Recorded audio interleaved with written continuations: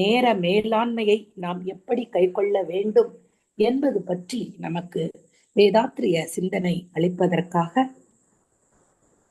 உலக சமுதாய சேவா சங்கத்தின் பேராசிரியர் மதிப்பிற்குரிய எம்.ஆர். ஏழுமலை ஐயா அவர்கள் விழுப்புரத்திலிருந்து நமக்கு விண்ணலை வெளியே இணைந்துள்ளார்கள். ஐயா அவர்களை வாழ்க வளமுடன் என வணக்கங்கள் தெரிவித்து வரவேற்கின்றோம். நிகழ்ச்சிக்குள் செல்வதற்கு முன்பாக ஐயாவை பற்றிய விவர குறிப்புகளை அன்பர்களோடு பகிர்ந்து கொள்வதில் மகிழ்ச்சி அடைகின்றோம். கிட்டத்தட்ட 35 வருடங்களாக நெய்வேலி நிலக்கரி சுரங்கத்தில் SME இயக்குநராக பணியாற்றி ஓய்வு பெற்ற ஐயா அவர்களின் கல்வி தகுதி M.Com, MA yoga, DYPT, diploma அக்கு, MD அக்கு, வர்மா, இவற்றோடு கூட NLP பிராக்டிஷனராகவும் இருக்கின்றார்கள். நியூரோ லிங்குஸ்டிக் புரோகிராமிங் என்று கூறக்கூடிய ஒரு தெரப்பியிலும் ஐயா அவர்கள் பயிற்சி பெற்றுள்ளார்கள். 2016 அப்துல் கலாம் கலை இலக்கிய நற்பணி மன்ற வாழ்நாள் சாதனையாளர் விருது பெற்ற ஐயா அவர்கள் 2018 சிறந்த சமூக சேவகர் விருது JCI நெய்வேலி மூலம் வழங்கப்பட்டதை பெற்றுள்ளார்கள். மேலும் 2019 ஞானாசிரியர் விருது பெற்ற பெருமைக்கு உரியவர்கள். நெய்வேலி பயிற்சி வளாகத்தில் உடல் நலமும் பாதுகாப்பும் என்ற தலைப்பில் கிட்டத்தட்ட 500க்கும் மேற்பட்ட பயிற்சி வகுப்புகள் ஐயா அவர்கள் எடுத்துள்ளார்கள்.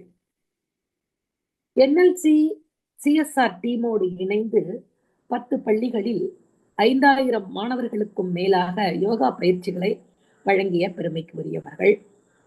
ஸ்கை பேராசிரியராக நெய்வேலி, வடலூர், பன்ருட்டி, சிதம்பரம் ஆகிய அறக்கட்டளைகளில் சிறப்பாக சேவை செய்து வருகின்றார்கள். விழுப்புரம் மண்டலம் நெய்வேலி அறிவுத்திருக்கோயில் துணை தலைவராக கடந்த 8 ஆண்டுகள் தொண்டு செய்துள்ள ஐயா தற்போது விழுப்புரம் மண்டல ஜூம் ஒருங்கிணைப்பாளராகவும் சேவை செய்து வருகின்றார்கள். உலக சமுதாய சேவா சங்கம் விழுப்புரம் மண்டலத்தின் துணை தலைவராக 4 வருடங்கள் சேவை செய்த ஐயா தற்போது விழுப்புரம் மண்டலத்தின் பொருளாளராக ஒரு சேவை செய்து வருகின்றார்கள். இத்தகு சிறப்பு வாய்ந்த ஐயா அவர்களை இன்றைய நிகழ்ச்சியை நேர மேலாண்மை என்ற தலைப்பில் வேதாத்திரிய சிந்தனை வழங்க வருமாறு அன்பர்கள் சார்பாக அன்போடு வரவேற்கின்றோம். வாழ்க வளமுடன் ஐயா.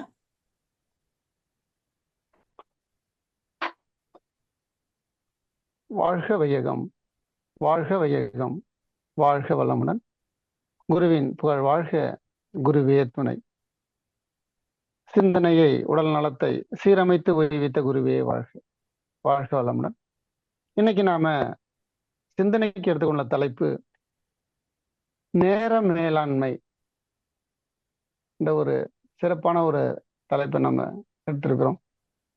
நம்ம வாழ்க்கையில வெற்றி அடையணும், மகிழ்ச்சி அடையணும். அம்மா அழகா சொன்னாங்க, காலத்தை பத்தி நம்ம எப்படிலாம் பிளான் பண்ணி செய்யணுன்ற கவியில மகிழ்ச்சியோட கவியில சொல்லியிருந்தாங்க. ஸோ இப்போ நம்ம வாழ்க்கையை அருள்துறையிலையும் பொருள்துறையிலையும் நாம சிறப்பான ஒரு நிலையை அடையணும்னா அதுக்கு நேர மேலாண்மை என்பது ரொம்ப ரொம்ப முக்கியமான ஒரு விஷயமாக கருதப்படுகிறது. மகரிஷி அவருங்க நேர மேலாண்மையை சிறப்பா கடைபிடிப்பாங்க. ஒரு நிகழ்ச்சிக்கு வர்றாங்கன்னா நிகழ்ச்சி ஆரம்பிக்கிறதுக்கு ஒரு அரை மணி நேரம் முன்னதாக வந்திருந்து அந்த குறிப்பிட்ட நேரத்துல நிகழ்ச்சி ஆரம்பிச்சு குறிப்பிட்ட நேரத்துல அந்த நிகழ்ச்சியை முடிக்கிறதுல மகரிஷியுடைய பங்கு பெரும் சிறப்பா இருக்கும். ஒரு பேராசிரியர் பேசும்போது நான் கேட்டேன், ஐயா அவங்களுக்கு நம்ம அருட்தந்தைக்கு பேசுறதுக்கு ஒரு மீட்டிங்ல வாய்ப்பு கொடுத்தாங்க, சொர்க்கத்துக்கு செல்வதான வழி அப்படின்னு சொல்லி ஒரு தலைப்பு. அதுல 3 மணில இருந்து 4 மணி வரைக்கும் பேசுறதா சொல்லப்பட்டிருந்தது. ஆனா 3 மணிக்கு ஐயாவுக்கு வாய்ப்பு தரல. மற்ற விருந்தினர்கள்லாம் பேசிட்டு இருக்கிறாங்க. ஐயாவுக்கான நேரம் போயிட்டே இருக்குது. ஒரு 3:55 போல நிகழ்ச்சி அவரை பேச சொல்லி மைக்கை கொடுக்குறாங்க. நம்ம அருட்தந்தை மைக்கு வாங்கி அங்குள்ள விருந்தினர் எல்லாரையும் வரவேற்கிறாங்க. வரவேற்று பார்க்கும்போது மணி சரியா 4. இதுவே சொர்க்கத்திற்கு செல்வதான வழி அப்படின்னு சொல்லி முடிச்சுதான் சொன்னாங்க. ஸோ அப்ப நம்ம எப்ப ஆரம்பிச்சாலும் எப்ப நம்ம முடிக்கிறோன்றதுல நம்ம தெளிவா இருக்கணும் அப்படின்றதான் மகரிஷி அழகா நமக்கு அதை தெளிவுபட்டிருக்காங்க. எல்லா மகான்களையுமே நேர மேலாண்மை சிறப்பாக கடைபிடித்திருக்கிறாங்க. நம்முடைய அரசியல்ல மூதறிஞர் அண்ணாதுரை கூட ஒரு சமயம் பேசுறதுக்கு போறாங்க. அங்க நேரம் ஆயிடுச்சு. ஷார்ட்டா ஒரே நிமிஷத்துல சொல்லி முடிச்சுட்டு நேரத்தை நிறைவு செய்றாங்க. ஸோ அப்ப நேர மேலாண்மை என்ன, அந்த நேர மேலாண்மை நம்ம வாழ்க்கையோட நம்ம எப்படிலாம் தொடர்படுத்தி பார்க்கலாம், அருட்தந்தையோட கருத்துக்களை நம்ம எப்படி இணைச்சு நம்ம அதை பயன்படுத்தி நம்ம வாழ்க்கையில வெற்றி பெறலாம் அப்படின்றத நம்ம இன்னைக்கு சிந்தனைக்கு நாம எடுத்துக்க போறோம். நேர மேலாண்மைனா என்ன அப்படின்னு பார்த்தோம்னா, குறிப்பிட்ட செயல்பாடுகளுக்காக நேரத்தை திட்டமிட்டு சிறப்பாக பயன்படுத்துவதன் மூலம் உற்பத்தி திறன் மற்றும் செயல்திறனை அதிகரிக்கும் ஒரு செயலாக, ஒரு குறிப்பிட்ட வேலைக்காக குறிப்பிட்ட நேரத்தை பிளான் பண்ணி செய்யறதுதான் நேர மேலாண்மை அப்படின்னு சொல்றாங்க. ரெண்டாவது பார்த்தீங்கன்னா, எந்த எந்த வேலைக்கு எவ்வளவு நேரத்தை செலவு பண்றது. இப்போ ஒரு வேலை இருக்குன்னா அந்த வேலை எவ்வளோ நேரம் செய்யலாம், படிக்கணும்னா எவ்வளோ நேரம் படிக்கலாம், குளிக்கணும்னா எவ்வளோ நேரம் குளிக்கலாம், சமைக்கணும்னா எவ்வளோ நேரம் சமைக்கலாம், அப்போ தவம் பண்ணா எவ்வளோ நேரம் தவம் பண்ணலாம், உடற்பயிற்சி பண்ணால் எவ்வளோ நேரம் உடற்பயிற்சி பண்ணலாம். அப்போ எந்தெந்த வேலைக்கு எவ்வளவு நேரத்தை நாம செலவழிப்பது, ஒரு வேலையை எப்போ ஆரம்பிக்கணும் எப்போ முடிக்கணும், அதுதான் நேர மேலாண்மை. எப்போ வேணாலும் ஆரம்பிச்சு எப்போ வேணாலும் முடிக்கிறது இல்லை, குறிப்பிட்ட நேரத்தில் நாம ஆரம்பிச்சு குறிப்பிட்ட நேரத்தில் அதை முடிக்கிறது தான் நேர மேலாண்மை. அடுத்தது, நமக்கு இருக்கிறது 24 மணி நேரம். அந்த 24 மணி நேரத்தை எவ்வாறு பயன்படுத்துவது அல்லது எவ்வாறு செலவு செய்வது என்பதுதான் நேர மேலாண்மை. நேரத்தை திறம்பட நிர்வகிக்கும் கலை தான் அல்லது நுட்பங்கள் தான் நேரத்தை நம்ம எப்படி நம்ம யூட்டிலைஸ் பண்றோம் அப்படின்றதான். இந்த வேலைக்கு இந்த நேரம், அப்ப ஒரு நாளுக்கு 24 மணி நேரம் இருக்குன்னா எந்த வேலையை எந்த நேரத்துல செய்யணும். இப்போ உடற்பயிற்சினா காலையில 5:30 மணிக்கு 6 மணிக்கு செய்யணும், அதுதான் சரியான நேரம். தவம் பண்றதுன்னா 5:30 மணிக்கு அதிகாலையில 4 மணிலேருந்து 6 மணிக்குள்ள செய்யலாம். இப்போ சமைக்கணும்னா ஒரு 10 மணிலேருந்து 12 மணி வரைக்கும் செய்யலாம். ஸோ அது போல எந்த வேலைக்கு எந்த நேரத்துல செய்யணுன்றது திட்டமிடுவதெல்லாம் நேர மேலாண்மை சொல்லப்படுகிறது. நான் இங்க 2 நம்பர் உங்களுக்கு காட்டியிருக்கிறேன்.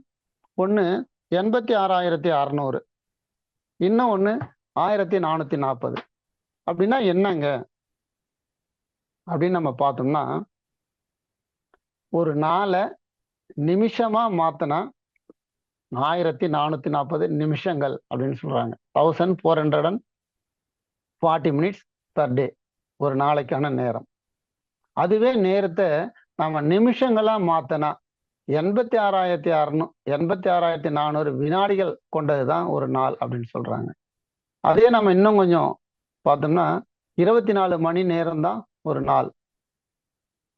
அது ஒரு வாரமாகவும் ஒரு மாதமாகவும் ஒரு ஆண்டாகவும் ஏன் நமது வாழ்நாளாகவும் செயல்படுகிறது. அப்ப நேர மேலாண்மை அப்படின்னா, நமக்கு நேர மேலாண்மை என்பது நம்முடைய வாழ்நாள் தான். நம்ம பிறப்புக்கும் இறப்புக்கும் இடைப்பட்ட காலம் தான் நம்முடைய வாழ்நாள். மகரிஷி அதை அழகா சொல்றாங்க. அதை நம்ம ஆண்டா பிரிச்சுக்கிறோம், அதை திரும்ப மாதமா பிரிக்கிறோம், அதை வாரமா பிரிக்கிறோம், திரும்பவும் அதை 24 மணி நேரமா பிரிச்சு அந்த 24 மணி நேரத்தையும் நாம 1440 நிமிஷங்களா பிரிச்சு 86,400 வினாடிகளாகவும் பிரிக்கிறோம். இன்னமும் அதை மில்லி செகண்ட் நானோ செகண்ட்லாம் இருக்குது. ஏன்னா நேரத்தோட முக்கியங்கிறது அதை நம்ம அந்த அளவுக்கு நம்ம பிரிச்சு பார்க்கணும். சில விஷயங்களை நம்ம பகுத்து பார்க்கும்போது தான் அதனுடைய இம்பார்ட்டன்ஸ் நமக்கு என்னன்னு தெரியும். இப்போ உதாரணத்துக்கு ஒன்று சொல்றேன்னு, இப்போ நமக்கு 1440 நிமிஷங்கள் இருக்குன்னு வச்சுப்போம்.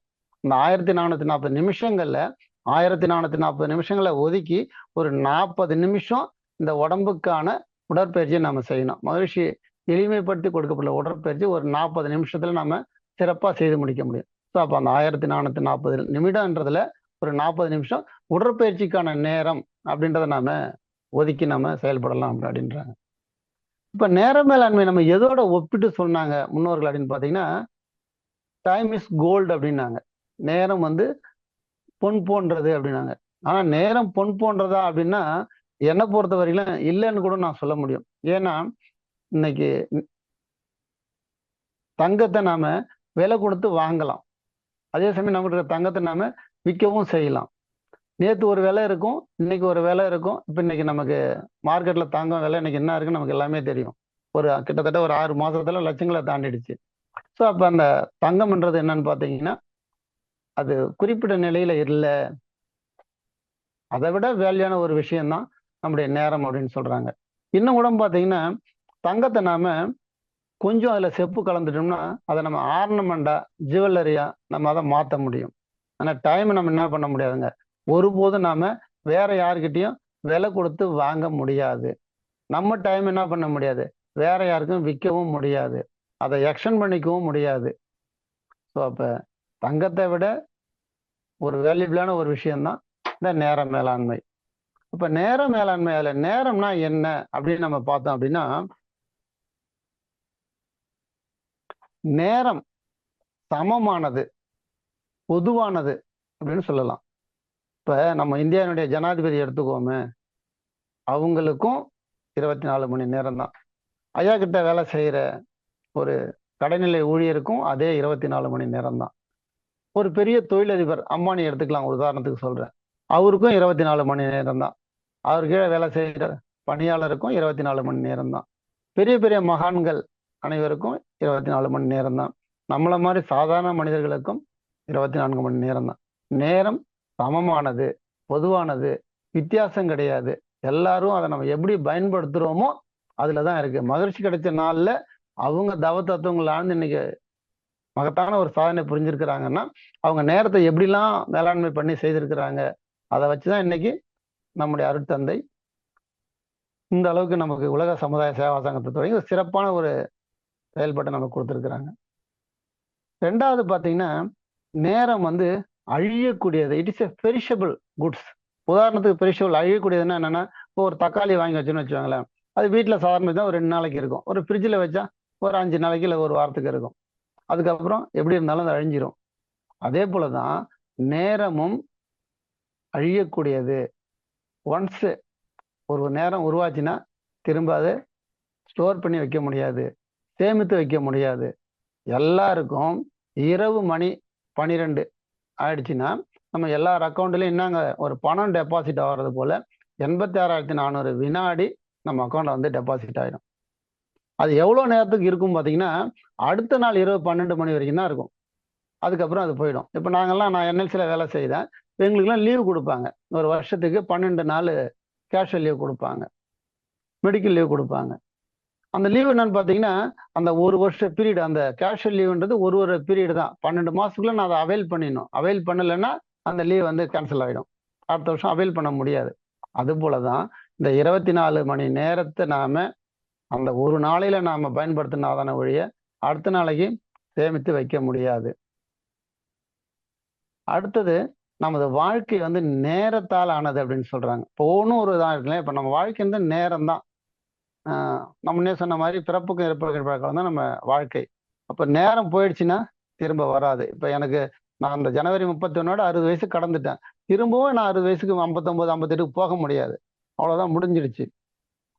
அடுத்தது 61 62 தான் போக மொழிய குறைஞ்சி போக முடியாது. நேரத்தை நாம செலவிடுவது அல்ல, அதை முதலீடு செய்வதே முக்கியம். நம்மளாம் என்ன பண்றோம், நேரத்தை செலவு பண்றோம், அது இல்லை. ஆனா நேரத்தை நாம முதலீடு பண்ணணும் அப்படின்றாங்க. இப்ப நம்ம கிட்ட ஒரு பணம் இருக்குன்னு வச்சுக்கோங்களேன், அந்த பணத்தை நாம என்ன பண்ணுவோங்க, நிறைய ஷேர் மார்க்கெட்ல, கோல்டுல, லேண்டுல, அப்படி பல இடத்துல முதலீடு பண்றோம். அது போல நம்முடைய நேரத்தை நாம முதலீடு செய்யணும், அதுதான் முக்கியம் அப்படின்றாங்க. எதுல நம்ம முதலீடு செய்யறோம்? உடல் நலத்துக்காக, உயிர் வளத்துக்காக, மன வளத்துக்காக, நட்பு நலத்துக்காக, இந்த சமுதாய நலத்துக்காக, அழகா சொல்றாங்களே 5 கடமைகள். ஸோ அதுக்காக நம்ம நேரத்தை முதலீடு செய்வதுதான் ரொம்ப ரொம்ப முக்கியம் அப்படின்னு சொல்றாங்க. ஒரு 4 விஷயம் சொல்றாங்க. அந்த 4 விஷயம் திரும்ப நமக்கு கிடைக்காது அப்படின்னு சொல்றாங்க. அதுல முக்கியமானது கடந்து போன வாழ்நாள். அதாவது வாயிலிருந்து வெளிவந்த வார்த்தை. இப்ப நான் ஒன்ஸ் ஒரு வார்த்தை பேசிட்டேன்னு வச்சுக்கோங்களேன், பேசினதுதான். என்ன சாரி வேணா கேட்டுக்கலாம், தெரியாம சொல்லிட்டேன், வாய் தவறி சொல்லிட்டேன் அப்படின்னா சொல்லலாம் மொழிய. ஆனா ஒன்ஸ் வார்த்தை வெளியே வந்தா வந்ததுதான். அதான் சொல்லுவாங்களா, சொல்லாத சொல்லுக்கு நாம எஜமா, சொல்லிய சொல்லுக்கு அதுதான் எஜமான்னு சொல்லுவாங்க. அப்ப வாயிலிருந்து வெளிவந்த வார்த்தை, வில்லிலிருந்து புறப்பட்ட அம்பு. ஒரு வில்லை எடுத்து நம்ம ஆணை ஏத்தனோம்னா ஒன்ஸ் அம்பு வில்லை விட்டு போயிடுச்சுன்னா அதுக்கப்புறம் திரும்ப அது வராது. அதே போல கடந்து போன வாழ்நாள், நம்ம வாழ்க்கையில போன ஒவ்வொரு நொடியும். இப்ப நம்ம 10 மணிக்கு இறைவணக்கம் குருவணக்கம் பாடி தாவம் ஆரம்பிச்சோம், திரும்ப அந்த நிமிஷம் நமக்கு இன்னும் வருமானா வராது. அடுத்த நாள் நாளைக்கு 11ஆம் தேதி அந்த 10 மணி வறுமை ஒழிய போன வாழ்நாள் திரும்ப வராது. அதே போல தவற விட்ட வாய்ப்பு, ஒரு வாய்ப்பு நம்ம மிஸ் பண்ணிட்டோம்னா மீண்டும் அந்த வாய்ப்பு நமக்கு கிடைக்காது அப்படின்றாங்க. ஸோ அந்த அளவுக்கு தான் நேரம். ஒரு கொட்டேஷன்ஸ் கொடுத்துருக்காங்க, நேரத்தை வீணாக்கும் பொழுது கடிகாரத்தை பார், ஓடுவது முள் அல்ல, அது உன் வாழ்க்கை அப்படின்றாங்க. நம்ம ஏதோ மணியை ஓட்டிட்டு இருக்குது, டைம் ஆயிடுச்சு, 8 மணி 10 மணி ஆயிடுச்சுன்றோம். ஆனா அது இல்லைங்க. அப்ப நம்முடைய வாழ்க்கை தான் போகுதுன்றாங்க. மகர்ஷி கூட அப்படிதான் பாத்தீங்கன்னா, ஒரு நாள் பர்த்டே கொண்டாடும் போது எல்லாரும் சந்தோஷமா அந்த பர்த்டே கொண்டாடினாங்க. அப்ப ஐயா சொல்றாங்க, நான் வயசானவன்றதில்ல, என் வாழ்க்கை முடிந்ததுல உங்களுக்கு எல்லாம் ஒரு சந்தோஷமா அப்படின்றாங்க. ஸோ இப்போ எனக்கு 61 வயசு ஆகுதுன்னா நான் வயசானவன், அதை கொண்டாடுறோம், அது வேற விஷயம். ஆனா அப்ப என்னன்னா, என் வாழ்க்கை போயிடுச்சு, ஒரு விஷயம் எனக்கு போயிடுச்சு, 60 வருஷம் போயிடுச்சுன்றது ஒரு விஷயமா தான் கருது. நம்ம என்ன சாதிச்சிருக்கிறோம் அப்படின்றதான் இந்த நேரத்தை நம்ம கணிக்கிறோம். ஒரு 3 விஷயம் சொல்றாங்க. நேற்று செய்ய வேண்டியதை இன்று செய்தால் அவன் சோம்பேறி. ஒரு வேலை இருக்கு, அதை நம்ம நேற்று செஞ்சிருக்கணும், ஆனா இன்னைக்கு செஞ்சா அவன் பேரு சோம்பேறியான். நான் இன்னைக்கு ஒரு செய்ய வேண்டிய வேலையை இன்னைக்கே ஒருத்தர் செய்யறாரு, அவரு சுறுசுறுப்பானவர். அதே சமயம் நாளைக்கு செய்ய வேண்டிய ஒரு வேலை இருக்கு, அதை இன்றைய செய்தா அவர் தான் வெற்றியாளர் அப்படின்னு சொல்றாங்க. அப்ப நேர மேலாண்மைனா, இப்ப நேரம்னா என்ன, நேரத்தை பத்தி நம்ம நிறைய விஷயங்கள் பார்த்துருக்கோம். அப்ப நேர மேலாண்மை நாம தெரிஞ்சுக்கணும்னா, நேரத்தை எப்படி நாம செலவு பண்ணணும், எப்படி நாம முதலீடு பண்ணணும்னா, முதல்ல குறிக்கோள் ஒண்ண நாம தெரிஞ்சுக்கணும். நம்மளுடைய குறிக்கோள் என்ன, நம்ம வாழ்க்கையுடைய நோக்கம் என்ன. நமக்கெல்லாம் வேதாத்திரத்துக்கு வர்றதுக்கு முன்னாடி, வந்ததுக்கு பின்னாடி, வேதாத்திரத்துக்கு பின் வேதாத்திரத்துக்கு முன் அப்படின்னு சொல்லலாம். இங்க வர்றதுக்கு முன்னாடி எனக்கெல்லாம் தெரியாது, மேக்சிமம் நிறைய பேருக்கு தெரியாது. வாழ்க்கைன்னா என்ன, வாழ்க்கையோட நோக்கம் என்ன எதுவுமே நமக்கு தெரியாது. ஸோ அப்படிதான் வாழ்ந்துட்டு இருந்தோம். இங்க நம்ம மனுஷன் வந்ததுக்கு அப்புறம் தான் வாழ்க்கையுடைய உண்மையான நோக்கமே தெரிஞ்சுது. நான் சில மீட்டிங்ல பேசும்போது பார்த்தீங்கன்னா அவங்களாம், ஓ இவ்வளோ விஷயம் இருக்குதா, இவ்வளோ விஷயம் மகரிஷி சொல்லியிருக்காங்களா அப்படின்னு சொல்லுவாங்க. அப்ப வாழ்க்கையுடைய நோக்கம் என்ன அப்படின்னு நமக்கு தெரிஞ்சுக்கணும். என்னங்க வாழ்க்கையோட நோக்கம்? மகரிஷி அழகா சொல்றாங்க, இந்த journey towards a goal of self realisation and God realisation அப்படின்றாங்க. அதாவது தன்னை அறிதலும் இறைநிலை உணர்தலும் தான் வாழ்க்கையோட நோக்கம் அப்படின்றாங்க. நான் யாரு, இந்த இறைவன் யாரு, இந்த இறைநிலை என்ன, அப்ப என்னுடைய வாழ்க்கையுடைய நோக்கம் என்ன. ஸோ இதை தெரிஞ்சுக்கிறது தான் வாழ்க்கையோட நோக்கம். அதாவது இறைநிலை தான் தன்மாற்றம் அடைஞ்சு பஞ்சபூதங்களாகி ஓரறிவு தாவரத்திலிருந்து 5 அறிவு விலங்கினமா 6வது மனிதனா வந்திருக்கிறோம். வருகின்ற வழியில கலங்கங்களோட வந்திருக்கிறோம். இந்த கலங்கங்களை நீக்கி மீண்டும் அந்த சுத்த வெளியோடு, மெய்ப்பொருளோடு, ஆதியோடு, அந்தத்தோடு நாம இணையறோம் இல்லைங்களா, இணையணும் இல்லைங்களா, அதுதானங்க வாழ்க்கையின் நோக்கம்னு மகரிஷி அழகா சொல்றாங்க. ஆனா நாம அதை தெரியாம வந்த வேலையை விட்டுட்டு நம்ம பந்தக்கால பிடிச்சுன்னு சொல்லுவாங்க. நம்ம வந்த நோக்கம் ஒண்ணு, நான் வேற வேற நோக்கத்துக்காக நம்ம செயல்பட்டு இருக்கிறோம். அப்ப நாம தினசரி தவம் செய்து, தற்சோதனை செய்து, அகத்தாய்வு செய்து, நம்முடைய கலங்கங்களை நீக்கி 6 குணங்களை சீரமைத்து மீண்டும் பிறவாத ஒரு நிலையை அடையிறதுனா வாழ்க்கையோட நோக்கம். மகர்ஷி அழகா சொல்றாங்க. இப்ப நமக்கெல்லாம் தெரியும், இப்போ ஒருத்தர் இறந்துட்டாருன்னு வச்சுக்கோங்களேன், நம்ம உறவுகள்லயோ நட்புகள்லயோ யாரோ இறந்துட்டாங்கன்னா நம்ம என்னங்க போடுவோம் எல்லாம். அதெல்லாம் அந்த அந்த ஒரு வாசத்தை சரியா கவனிக்க மாட்டாங்க. என்னன்னா, இயற்கை எய்தினார், இறைநிலை எய்தினார், பரலோக பதவியடைந்தார், சிவலோக பதவியடைந்தார், அகால மரணம் அடைந்தார், அப்படிலாம் போடுவாங்க. இது நம்ம சாதாரணமா எல்லாருக்குமே தெரியும். ஆனா அதனுடைய உள்நோக்கிய அர்த்தத்தை நாம கவனிக்கிறது இல்லை. அதாவது ஒருத்தர் இறந்துட்டார் அப்படின்னா அவர் மீண்டும் போய் சேர வேண்டிய இடம் எதுங்க, அது இறைநிலை, அது இறைவனடி. அதுதான் கிறிஸ்துவங்களா இருந்தா பரலோக பதவி, அல்லது சிவன் கும்பிடுறவங்களா இருந்தா சிவலோக பதவி, கிருஷ்ணனை கும்பிடுறவங்களா இருந்தா வைகுந்த பதவி. ஸோ இப்படி இல்லை, நம்மள மாதிரி ஆர்வலர் இருந்தா இயற்கை, நம்ம வேதாத்திரிய மாதிரி ஆன்மீகத்தில் இருக்கிறவங்களா இருந்தா இயற்கை எழுதினாங்க. சில பேர் அகால மரணம் அப்படி அது மாதிரிலாம் சொல்றாங்க. அவங்கெல்லாம் எங்கேயுமே போகல அப்படின்னு தான் சொல்றாங்க. ஸோ அப்ப என்னன்னா, நாம ஒன்ஸ் இந்த உலகத்திலிருந்து போகணும்னா அது இறைநிலை தான், இறைவனுடைய திருவடி தான் நம்ம அடைய வேண்டிய இடம். ஸோ அது நம்ம அதை புரிஞ்சுக்கிறது இல்லை. அதில் என்ன போட்டிருக்கணும், இப்போ பத்திரிக்கை கூட வச்சுக்கோங்களேன், ஒரு கல்யாணத்துக்கு நம்ம ஒரு பத்திரிக்கை கொடுக்குறோம், என்ன போடுவாங்க அதுல, தாங்கள் தங்கள் சுற்றமும் சூழ்க வருகை தந்து மணமக்களை வாழ்த்தேற வேண்டுமா அன்போடு கேட்டுக்கொள்கிறோம், அதான் போட்டிருப்பாங்க. அந்த வாசத்தை விட்டுருவாங்க. இவங்க போறவங்களும் வாழ்த்த மாட்டாங்க, கல்யாணம் வச்சு கூப்பிட்டாரா அவரும் வாங்க வாழ்த்துட்டு போங்கன்னு சொல்ல மாட்டாங்க. சாப்பிட்டுப்பாங்க சாப்பிட்டுப்பாங்க சாப்பிட்டீங்களா அப்படித்தான் கேட்பாங்களே வழிய, வந்த நோக்கம் எதுக்கு நம்ம 1000 பேரை கூட்டி இருக்கிறோம் அப்படின்னா அதையே நம்ம எல்லாம் மறந்துடும். அப்ப வாழ்க்கையுடைய நோக்கம் என்னன்னா எல்லாருக்கும் தெரியும், நம்ம வேதாத்தில உள்ள அனைத்து அன்பர்களுக்கும் தெரியும், நம்ம மக்களுக்கு எடுத்து சொல்லிட்டு இருக்கிறோம். மீண்டும் பிறவாத ஒரு நிலை அடைவது, இறையுணர்வு பெறுவது, நாம் யார் என்பதை தெரிஞ்சு நாம அன்பும் கருணையுமா அனைத்து உயிர்களிடமும் பாசமா நட்பா நடந்து கொள்வதுதான் வாழ்க்கையுடைய நோக்கம். அதாவது நானும் மகிழ்ச்சியா இருந்து என் கூட இருக்கிற அத்தனை பேரையும் மகிழ்ச்சியா வச்சிருந்து இந்த உலகத்தை விட்டு நாம நிறைவேறணும் அப்படின்றதான் அந்த வாழ்க்கையோட நோக்கம் அப்படின்னு சொல்றாங்க. அப்ப நேர மேலாண்மைக்கு ரொம்ப ரொம்ப முக்கியமான விஷயம் என்னன்னா, இது நம்ம மைண்ட்ல நல்லா ரிஜிஸ்டர் ஆகணுங்க. இது நமக்கு ரிஜிஸ்டர் ஆக மாட்டுது. அப்ப நம்ம என்ன பண்றோம்? வாழ்க்கையோட நோக்கம் அப்படின்னா நம்ம என்ன நினைச்சுக்கிறோம்? வீடு கட்டுறது, கார் வாங்குறது, பங்களா வாங்குறது, ஸோ பிள்ளைகளை கல்யாணம் பண்றது. ஸோ இப்படிதான் நாம சில விஷயங்களை நாம கன்சிடர் பண்றோம். ஸோ அப்ப குறிக்கோள்னா என்ன, வாழ்க்கையோட நோக்கம்னா என்ன அப்படின்னு நம்ம பார்த்தோம் அப்படின்னா, goal is a plan about our future. நான் ஃபியூச்சர்ல என்ன ஆவேன்? இப்போ பொதுவாக இப்போ நம்ம பள்ளி மாணவர்களுக்கு நம்ம இந்த வகுப்புலாம் எடுப்போம். இந்த டாப்பிக்கை நான் இதில் எடுத்தோம்னா அந்த மாணவர்களுக்கான ஒய்வையில தான் நம்ம வந்து நேர மேலாண்மை, மெமரி டெக்னிக்கு, அந்த மாதிரி சில விஷயங்கள்லாம் நம்ம அந்த எண்ணத்தினுடைய வலிமை, இதெல்லாம் வந்து மன எழுச்சி மேலாண்மை, இதெல்லாம் மாணவர்களுக்கு எடுக்கிற டாபிக்ல தான் இது இந்த டாபிக் நான் தேர்வு செய்தேன். ஸோ அப்போ இன்னைக்கு ஒரு 10ஆம் கிளாஸ் படிக்கிற ஒரு மாணவன் இன்னும் ஒரு 5 வருஷம் கழிச்சு எங்கே போவான்? ஒரு 12ஆம் கிளாஸ் படிக்கிற மாணவன் இன்னும் 2 வருஷம் கழிச்சு எங்கே போவான்? இப்போ ஃபியூச்சர் பிளான். அப்போ நாமெல்லாம் இந்த உலகத்தில் பிறந்திருக்கிறோம், இந்த உலகத்தில் வாழ்ந்துட்டு இருக்கிறோம். நாம இறந்தா நம்ம எங்கே போவோம்? நம்ம வாழ்க்கையை நிறைவு செய்ய நம்ம எங்கே போவோம்? About our future. அதுக்கான ஒரு ஆக்ஷன் தான் அந்த கனவு, அந்த குறிக்கோள். அதை வந்து கனவுன்னு சொல்றாங்க. அது அப்துல் கலாம் ஒரு வார்த்தையில சொல்றாங்க, தூக்கத்தில் வருவதல்ல கனவு, உன்னை தூங்க விடாமல் செய்ய அதுதான் கனவுன்றாரு. தூக்கம் வரக்கூடாது அப்படின்னு சொல்றாரு. அதாவது தூக்கம் வந்தாலும் அந்த தூக்கத்துல என்ன பண்ணக்கூடாது? நான் இறைநிலை அடையணும், நான் இறைநிலை அடையணும் அப்படின்னு நம்ம அந்த இறை உணர்வோட நம்ம இருக்கணும். நம்ம அன்பும் கருணையும் அதுதான் நம்மளுடைய குறிக்கோளா நமக்கு இருந்துட்டு இருக்கணும்ன்றாங்க. It's action plan.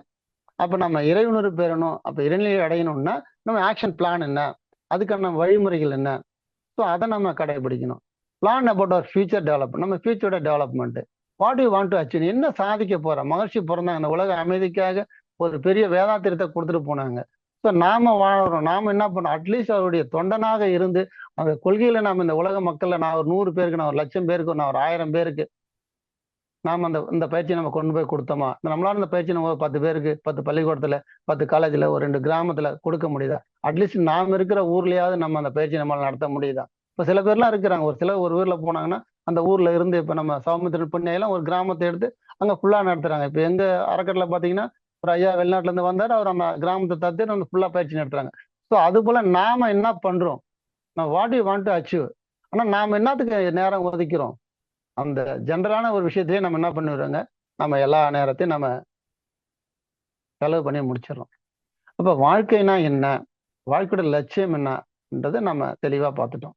ஸோ அது மட்டும்தான் வாழ்க்கையா, அது மட்டும்தான் வாழ்க்கையோட லட்சியமா? இது மெயின் கோலுங்க. இது லாங் டைம் கோல். கோல்ல, இலக்குல long time, mid time, short டைம்னு வச்சுக்கலாம். ஒரு 10 இப்ப நம்ம பள்ளி மாணவர்கள் நம்ம சொல்றோம்னு வச்சுக்கோங்களேன், நம்முடைய கோல் என்ன? 12ல பாஸ் ஆகணும், டாக்டர் ஆகணும், இல்ல கலெக்டர் ஆகணும், அது கோல். ஆனா அதுவே இல்லை. அதுக்கு அவன் என்ன பண்ணுவாங்க? டெய்லி பயிற்சி சப்ஜெக்ட் எடுக்கணும், படிக்கணும், டியூஷன் போகணும், அவன் உடற்பயிற்சி பண்ணணும், தியானம் பண்ணணும். ஸோ இந்த ஆண்டு தேர்வில் அவன் முதல் மதிப்பெண் எடுக்கணும், 99% மார்க் எடுத்தா தான் அந்த நிலைக்கு போக முடியும். இப்போ அது போல நாம வாழ்வின் நோக்கத்தை நம்ம நிறைவு செய்யணும். அப்ப இறையுணர்வு பெறணும்னா அது ஒண்ணு மட்டும் வச்சுட்டு நம்ம உட்காந்துருக்க முடியாது. அப்படிதான் பாத்தீங்கன்னா மகர்ஷிட்ட ஒரு அன்பர் வந்து கேட்கிறாரு, ஐயா எனக்கு குடும்பத்துல ரொம்ப டிஸ்டர்பன்ஸா இருக்கு, ஸோ நான் எல்லாத்தையும் விட்டுட்டு நானும் வந்து சன்னியாசமா வந்துடலான்னு பாக்குறேன் அப்படின்னு கேக்குறாங்க. அப்படியா, ரொம்ப சந்தோஷம், நல்ல விஷயம். ஆனா ஒரு விஷயம் தெரியுமா, நாளையில இருந்து நம்ம சோத்துக்கு நம்ம என்ன பண்ணணும்? அடுத்தவங்கிட்ட கையேந்தி தான் நிக்கணும், பரவாயில்லையா அப்படின்னு கேக்குறாங்க. ஓ அப்படியா, அது ஒண்ணு இருக்குதா, அதை நான் மறந்துட்டேன். இல்ல இல்ல, நான் அப்ப குடும்பத்துல இருந்துகிட்டே நான் அதை பாக்குறேன் அப்படின்னு சொல்றாங்க. மகர்ஷி மட்டும்தான் குடும்பத்துல இருந்து கொண்டே அதை நம்மள ஆன்மீகத்துல உயர்த்தறதுக்கான வடிவமைத்து கொடுத்தவங்க. புத்தரே பாருங்களேன், ஒரு முறை வந்து ஆசைக்கு என்ன காரணம், வனவாசம் கிளம்பி போயிட்டாங்க. சிறப்பான ஒரு இரவு நேரத்துல கிளம்பி போயிட்டாங்க. அங்க போறாங்க, இந்த உடம்பை பத்தி மறந்துட்டாங்க. இது என்ன கிடக்குது போ அப்படின்னு விட்டுட்டு அந்த தியானத்துல அதுல இதுலயே போயிட்டு இருக்காங்க. ஆனா ஒரு நாள் பாத்தீங்கன்னா உடம்புல சாப்பிடல, ஒண்ணும் இல்லை, உடம்பு இழைச்சி துரும்பாயிடுச்சு. அடுத்த நாள் காலம் எஞ்சி அடியெடுத்து வைக்க முடியல. அப்புறம் தான் யோசிக்கிறாரு, ஓ இந்த உடம்பு இருந்தாதான் முக்கியம், இந்த உடம்பு நல்லா இருந்தா தான் நான் ஞானமே பெற முடியும், நான் அறிவில உயர முடியும்னு அதுக்கப்புறம் அம்மா பிச்சு அந்த உணவு வாங்கி சாப்பிட்டு திரும்ப அந்த துன்பத்துக்கு என்ன காரணம் கண்டுபிடிச்சதா வரலாறு சொல்லுது. அப்ப நாம வாழ்க்கையில இறை உணர்வு பெறணும் அப்படின்னா முதல்ல வந்து நாம ஒரு கேரியர், இப்போ ஒரு மாணவன் எடுத்துக்கோங்களேன், அவர் படிச்சு ஒரு டாக்டர் ஆகணும், ஒரு இன்ஜினியர் ஆகணும், இல்லை ஒரு கலெக்டர் ஆகணும், ஏதோ ஒரு விஷயத்துக்கு அவர் கேரியரை, தொழிலை வந்து பண்ணணும். அப்புறம் பணம் சம்பாதிக்கணும். பொருள் எல்லாருக்கு இவ்வுலகம் இல்லை, அருளில்லாருக்கு அவ்வுலகம் இல்லை. அப்ப நாம ஒரு துறையில நாம பணம் சம்பாதிக்கணும் நேர்மையான வழியில. மகிழ்ச்சி அழகா சொல்றாங்க, உடல் நலம், நீலாயுள், நிறை செல்லும், வாழ்க்கை வளத்துக்கு தேவையான பணம் சம்பாதிக்கணும். அதே போல கல்வி, கல்வின்றது வந்து learning is a life long process. கற்றல் என்பது வாழ்நாள் முழுவதும் தொடர வேண்டிய ஒரு விஷயம். இப்போ நான் என்எல்சி நிறுவனத்தை வேலைக்கு சேரும்போது ஒரு +2வும் ஒரு ஐடி தான் என்னோட குவாலிஃபிகேஷன். இப்போ அதுக்கப்புறம் பார்த்தா நான் அந்த இதில் வந்து சும்மா கொஞ்சம் ஒரு 4-5 தான் கொடுத்துருக்கேன். அதுக்கப்புறம் ஒரு 10 டிகிரி படிச்சிருக்கேன், ஒரு 10 டிப்ளமோ படிச்சிருக்கேன். ஆல்டர்னேட்டிவ் துறையில் இந்த எல்லா விஷயத்தையும் மாற்று மருத்துவம் மகிழ்ச்சி சொன்ன வழிதான். மகிழ்ச்சி சொன்ன அந்த வர்மக்கலை தான், நம்ம வர்ம பிள்ளைகளை உடம்புல இருக்கு இல்லைங்களா, அந்த வர்மக்கலையில் அத்தனை லெவலும் முடிச்சிருக்கிறேன். என்எல்பின்றது மகிழ்ச்சி சொன்ன அதே இந்த மனவளக்கலையை மனசை எப்படி பண்படுத்துறதுன்ற விஷயங்கள் தான். ஸோ அந்த மாதிரி நம்ம வாழ்நாள் முழு நம்ம கல்வி வந்து தொடரணும், கல்வியில வந்து நம்ம அடுத்த நிலைக்கு போகணும். அது மட்டும் இல்லை, குடும்பத்தை நாம எப்படி மகிழ்ச்சியா வச்சுக்கணும், குடும்பத்தை நமக்கு பாதுகாக்கணும், குடும்பத்துக்கு தேவையான விஷயங்கள் செய்யணும். வாழ்க்கையில ஜாலியா மகிழ்ச்சியா சந்தோஷமா இருக்கணும். ஒரு 4 நாளைக்கு ஒரு தடவை, ஒரு 4 மாசத்துக்கு ஒரு இல்லை வருஷத்துக்கு ஒரு முறை டூர் போறது, பார்க்கு போறது, பீச்சு போறது. ஸோ அந்த மாதிரி இயற்கை வளங்களை மகிழ்ச்சி ரசிக்கணுன்றாங்க. எல்லா நாட்டுக்கும் நம்ம ஃப்ரீயா போயிட்டு வரணும்னே மகிழ்ச்சி ஒரு கவியில சொல்றாங்க. ஸோ வாழ்க்கையை மகிழ்ச்சியா வச்சுக்கணும், உடல் நலத்தை உடம்பு நல்லா வச்சுக்கணும், மனசை நல்லா வச்சுக்கணும், உயிரை நல்லா வச்சுக்கணும். அதோட இந்த பிறவி பயணம் போகணும்னா தொண்டு செய்யணும்னு மகிழ்ச்சி சொல்றாங்க. தொண்டு செய்தால்தான் கொண்டு வந்த வினை போகும்னு சொல்றாங்க. அன்பர் பணி செய்ய என்னை ஆளாக்கி விட்டு விட்டால் இன்ப நிலை தானே வந்து இதம் பராபரமே அப்படின்னு சொல்றாரு. ஸோ அப்ப நாம நம்முடைய கோல்ன்றது என்னங்க, பொதுமக்களுக்கு தெரியலனாலும் நமக்கு முழுசா தெரியும். நம்முடைய கோல் இயற்கை, இறைநிலை உணர்வது. அதுக்கு இது அத்தனை விஷயமும் தேவை. வீடு கட்டணும், சேஃபா இருக்கணும் இல்லைங்களா, வீடு கட்டணும், பிள்ளைங்களை பெற்று வளர்க்கணும், மனைவியை பார்த்துக்கணும், குடும்பத்தை பார்த்துக்கணும், வாழ்க்கைக்கு தேவையான பொருள் சம்பாதிக்கணும், அதே சமயம் உடம்ப பார்த்துக்கணும், இந்த சமுதாயத்தை நான் பார்த்துக்கணும். ஸோ இத்தனை விஷயங்களிலேயும் என்னுடைய கோல் இருக்கணும். இல்லை கோல் மட்டும்தான் இயற்கை பெறுவதுதான், இறைவனர் பெறுதான், நான் மட்டும் சும்மா சாப்பிட்டு உட்காந்து தவம் பண்ணுறதுன்னா ஒன்றும் பண்ண முடியாது. ஸோ அதோட கூட அந்த கோல் நம்ம அச்சீவ் பண்ணோம்னா இந்த மற்ற ஒரு 9 விஷயம் நான் சொல்லியிருக்கேன், இன்னும் நிறையாவும் இருக்குது. ஸோ இந்த எல்லா விஷயமும் நம்ம சைமல்டேனியஸாக நம்ம வாழ்க்கையில் நம்ம என்ன பண்ணுங்க, ஒன்றையும் நாம பிளான் பண்ணி ஸோ அதை நம்ம செய்துட்டு இருக்கணும். பணம் சம்பாதிக்கிறதாகட்டும், படிப்பாக இருந்தாலும் சரி, குடும்பத்தை பார்த்துக்கிறது, அத்தனை விஷயங்களையும் நாம அந்த கோலாக நம்ம அச்சீவ் பண்ணுறோம், அதை நம்ம எடுத்துக்கிறோம். இப்போ அதாவது 1 at a time தான் இது. நம்ம இறைவனுக்கு பேர்னா உடம்பு நல்லா இருக்கணும், உடம்பு நல்லா இருக்குன்னா பணம் வேணும், பணம் இருந்தால் தான் பொருள் சம்பாதிக்கணும். இப்போ உணவு சாப்பிட முடியும், இப்போ கல்வி இருந்தால் தான் சிந்திக்க முடியும், அப்போ குடும்பம் இருந்தால் தான் இந்த சமுதாயம். ஸோ அப்போ இத்தனை விஷயங்களையும் நம்ம பண்ணணும் அப்படின்றாங்க. அடுத்த விஷயம் என்னன்னு பார்த்தீங்கன்னா, இப்போ நம்ம கோல்னா என்னன்னு பார்த்துட்டோம். அந்த கோலுக்கோடு மட்டும் கூட அலைனா என்னென்னலாம் ஆகுது, உபகோல்கள் அப்படின்னு நம்ம சொல்லலாம். அந்த வாழ்க்கையை வாழறதுக்கு இப்போ உதாரணத்துக்கு ஒரு பையன் கலெக்டர் ஆகணும்னு வச்சுக்கோங்களேன். கலெக்டர் ஆகணும்னா டெய்லி நியூஸ் பேப்பர்லாம் படிக்கணும், நிறைய புத்தகங்கள்லாம் படிக்கணும், நிறைய நாட்டு நடப்புலாம் படிக்கணும். ஸோ அது போல தான் நாம மீண்டும் பிறவாத நிலை அடையணும்னா இந்த உடம்ப நல்லா வச்சுக்கணும். இது ஒரு தோணி அப்படின்னு சொல்றாங்க. ரெண்டாவது, அந்த இதுல வந்து தரவரிசைப்படுத்துதல் அப்படின்னு சொல்றாங்க, அதாவது ப்ரையாரிட்டைசிங் அப்படின்றாங்க. இப்போ நான் சொல்லிட்டேன், நிறைய விஷயங்கள் சொல்லிட்டேன். குடும்பத்தை பார்க்கணும், படிக்கணும், வேலைக்கு போகணும், தொண்டு செய்யணும், ஜாலியா இருக்கணும், வீடு கட்டணும், பொண்ணு கல்யாணம் பண்ணணும், பையனை கல்யாணம் பண்ணணும், மன்றத்துக்கு தொண்டு செய்யணும், மண்டலத்துக்கு தொண்டு செய்யணும். ஸோ வாழ்க்கையில இத்தனை விஷயங்களும் நமக்கு இருக்குதுங்க, எல்லாருக்கும் இருக்குது. 1 இல்லை 2 இல்லை, நிறைய அவங்கவுங்களும் ஒரு 10-20 கடமைகள் நமக்கு இருக்க தான் செய்யும். அந்த 20 கடமைகளையும் நாம உட்காந்து ஒரு நாளைக்கு நாம எழுதணும். மகரிஷி சொல்ற மாதிரி எல்லாத்துக்கும் நம்ம தவம் பண்ணிட்டு தர்ச்சனை பண்ணிட்டு ஒரு பேப்பரை எடுத்து நமக்கு என்னென்ன கடமைகள் இருக்குது அப்படின்னு சொல்லிட்டு நம்ம எழுதணும். ஃபர்ஸ்ட் லிஸ்ட் அவுட் பண்ணணும். இப்போ என்ன எடுத்துக்கோங்க, உதாரணத்துக்கு நான் சொல்றேன். இப்போ நான் வந்து எங்கள் வீட்டில் பெரிய பிள்ளை, எனக்கு இன்னும் என்ன கடமைகள் இருக்குது அப்படின்னா, எனக்கு இன்னும் எங்கள் அப்பா விட்டு போன சில கடமைகள் இருக்குது. இந்த சொத்து எல்லாம் பாகாட்டின பங்கு பிரித்து கொடுக்கணும், எங்கள் தம்பிக்கெல்லாம் செட்டில்மெண்ட் பண்ணணும், என் பொண்ணுக்கு கல்யாணம் பண்ணணும். ஸோ நான் ஒரு வீடு ஒன்று இப்போ கட்டி முடிச்சிட்டேன். அடுத்தது என்னுடைய முழு நேரமாக நான் தொண்டு செய்யணும். அதுக்கப்புறம் வாழ்வின் நோக்கத்தை நேசி. எனக்கு இருக்கிற இன்னும் ஒரே ஒரு 2 பணிகள் தான் இருக்குது. ஒன்று, எங்கள் குடும்பத்தை பாகாட்டின பிரித்து கொடுக்கணும். ரெண்டாவது, என் பொண்ணுக்கு ஒரு கல்யாணம் பண்ணணும். பையனுக்கு ஆல்ரெடி கல்யாணம் பண்ணியாச்சு. ஸோ அப்போ முடிஞ்சுது. அதுக்கப்புறம் முழு நேர தொண்டு தான். ஸோ பணியிலேருந்து ஓய்வு பெற்றாச்சு. செகண்ட் இன்னிங்ஸ் நாம 2வது இன்னிங்ஸ் நாம தொண்டு வாழ்க்கையில் நம்ம அதிக நேரம் நம்ம செலவு பண்ண போகிறோம். ஸோ இதுதான். அப்போ அந்த இதில் வந்து நம்ம ப்ரையாரிட்டைசிங் பண்ண போகிறோம். அப்போ தரவரிசைப்படுத்தணும். எதை முன்னாடி செய்யணும், எதை பின்னாடி செய்யணும், எதை இன்னைக்கு செய்யணும், எதை நாளைக்கு செய்யணும், எதை அடுத்த நாள் செய்யணும், எதை அடுத்த மாதம் செய்யணும், எதை அடுத்த வருஷம் செய்யணும். ஸோ இந்த மாதிரி அந்த லிஸ்ட்டை எழுதிட்டு நாம ப்ரையாரிட்டைசிங் பண்ணிக்கணும் அப்படின்றாங்க. அதில் ஒரு கொட்டேஷன் சொல்றாங்க பாருங்க, prioritising is the key to success. நம்முடைய வெற்றிக்கான வழி என்னன்னா அதை நாம தரப்படுத்துறதா, வரிசைப்படுத்துறதா அப்படின்னு சொல்றாங்க. முன்ன செய்யறத பின்னாடி செய்யறதுனால எந்த யூஸும் இல்லை, பின்னாடி செய்யறத முன்னாடி செஞ்சாலும் நம்ம வாழ்க்கையில வெற்றி அடைய முடியாது அப்படின்றாங்க. அதான் என்ன சொல்றாங்கன்னா, முதல்ல ஒரு பட்டியல் போடணும், கால அட்டவணை போடணும், அதுக்கு எந்த நேரத்துக்கு எந்த வேலைன்னு நம்ம பகிர்ந்து கொடுக்கணும். அதுல பிரைம் டைம் அப்படின்னு சொல்லிட்டு முதன்மையான நேரத்தை பத்தி நம்ம யோசிக்கணும். பிரைம் டைம்னா இந்த நேரத்துல இதுதான் செய்ய முடியும். 4 மணினா 4 மணிக்கு தியானம் தான் செய்ய முடியும், 4:30 மணிக்கு தியானம் தான் செய்யலாம். அப்ப எழுந்து துணி அயன் பண்றதோ இல்லை வீட்டு வேலை செய்யறதோ, அப்ப எழுந்திரிச்சு பாத்திரத்தை கழுவுறதோ அதெல்லாம் இல்லை. அந்த முதன்மையான நேரம், அதுக்கான நேரத்தை நம்ம ஒதுக்கணும், அந்த நேரத்துக்கு நம்ம முன்னுரிமை கொடுக்கணும். அப்ப தரமான நேரத்தை குடும்பத்துக்கு ஒதுக்கணும்ன்றாங்க. இன்னும் கூட நான் இன்னும் ஒரு படி மேல போய் அதுல சொல்லுவேன். நாம எல்லா விஷயங்களும் நம்ம செய்தாலும், நாட்டுக்கு செய்யறோம், வீட்டுக்கு எல்லாம் செய்தாலும், நாம முறையா இன்னும் செய்யணும் அப்படின்னா ஒரு வாரத்துல ஒரு நாள் நாம நம்ம குடும்பத்துக்காக, அது கணவனா இருந்தா மனைவி, மனைவியா இருந்தா கணவன் வச்சுக்கலாம், நம் மனைவிக்காக நாம நேரத்தை ஒதுக்கணும். அன்னைக்கு ஃபுல்லா வீட்டுல தான் இருப்பேன், உனக்கு என்னென்ன தேவை சொல்லுமா, உனக்கு தேவையான விஷயங்கள்லாம் வாங்கி தரேன். ஏன்னா 7 நாள் இருக்குது இல்லைங்களா வாரத்துக்கு, 30 நாள் இருக்குது மாசத்துக்கு, 365 நாள் வருஷத்துக்கு. வாரத்துக்கு ஒரே ஒரு நாள் தன் குடும்பத்துல இருந்து கூட இருந்து மனைவிக்கு தேவையான அத்தனை விஷயங்கள், அவங்களை விட்டு போன விஷயம், தேவையான விஷயங்கள், வீட்டை சுத்தம் பண்றது, இல்லை ஒட்டனை அடிக்கிறது, என்ன மாதிரி வீட்டுல வேலை இருக்குதோ, இல்லை துணி துவைக்கிறது, இல்லை அவங்களுக்கு பொருட்கள் வாங்கி வந்து கொடுக்கறது, இல்லை அவங்கள ரெஸ்ட் எடுக்க வைக்கிறது. ஸோ ஏன்னா அவங்களே நமக்காக மாதிரி சொன்னாங்க, பெண்ணின் பிரிவை பத்தி நமக்கு தெரியும். அப்ப நாம நேர நிர்வாகம் பண்றோம்னா என்னை பொறுத்த வரைக்கும் வாரத்துக்கு ஒரு நாள் நாம குடும்பத்துக்காக நேரத்தை ஒதுக்கணும். அன்னைக்கு எந்த தொண்டு கிடையாது, எந்த இதுவும் கிடையாது. அதே சமயம் நம்மளுடைய சில விஷயங்களை வந்து விட முடியாது, உடற்பயிற்சி பண்றது, தவம் பண்றது, இதெல்லாம் நம்ம விட முடியாது. ஸோ இதெல்லாம் டெய்லி பண்ணணும். அந்த மற்ற மெஜாரிட்டி இன்னைக்கு வேலைக்கு போறதோ இல்லை மற்ற இடத்துக்கு போறதோ ஒதுக்கிட்டு இன்னைக்கு குடும்ப வேலை தான், வீட்டில தான், பிள்ளைங்களோட கூட தான் ஸ்பெண்ட் பண்றது, மனைவியோட கூட தான் ஸ்பெண்ட் பண்றது, கணவனோட கூட தான் ஸ்பெண்ட் பண்ணுறது. ஸோ அந்த மாதிரி தரமான ஒரு நேரத்தை, ஒரு நாளை தேர்ந்து நம்ம குடும்பத்துக்கு ஒதுக்கணும்னா அப்ப நம்ம வாழ்க்கையில பெரிய நிலைமைக்கு அடைய முடியும். உதாரணத்துக்கு நான் ஒரு சில விஷயங்கள் போட்டிருக்கேன், அதை நம்ம டிஸ்கஸ் பண்ணலாம். ஸோ இது ஆன்லைன் மீட்டிங்னால டிஸ்கஸ் பண்ண முடியல, நான் மட்டும் பேசிட்டு இருக்கேன். ஸோ அப்போ வந்து இப்போ நம்ம மனவளக்கலையில் இருக்கிறவங்களுக்கு நான் சில விஷயங்கள் கொடுத்துருக்குறேன்.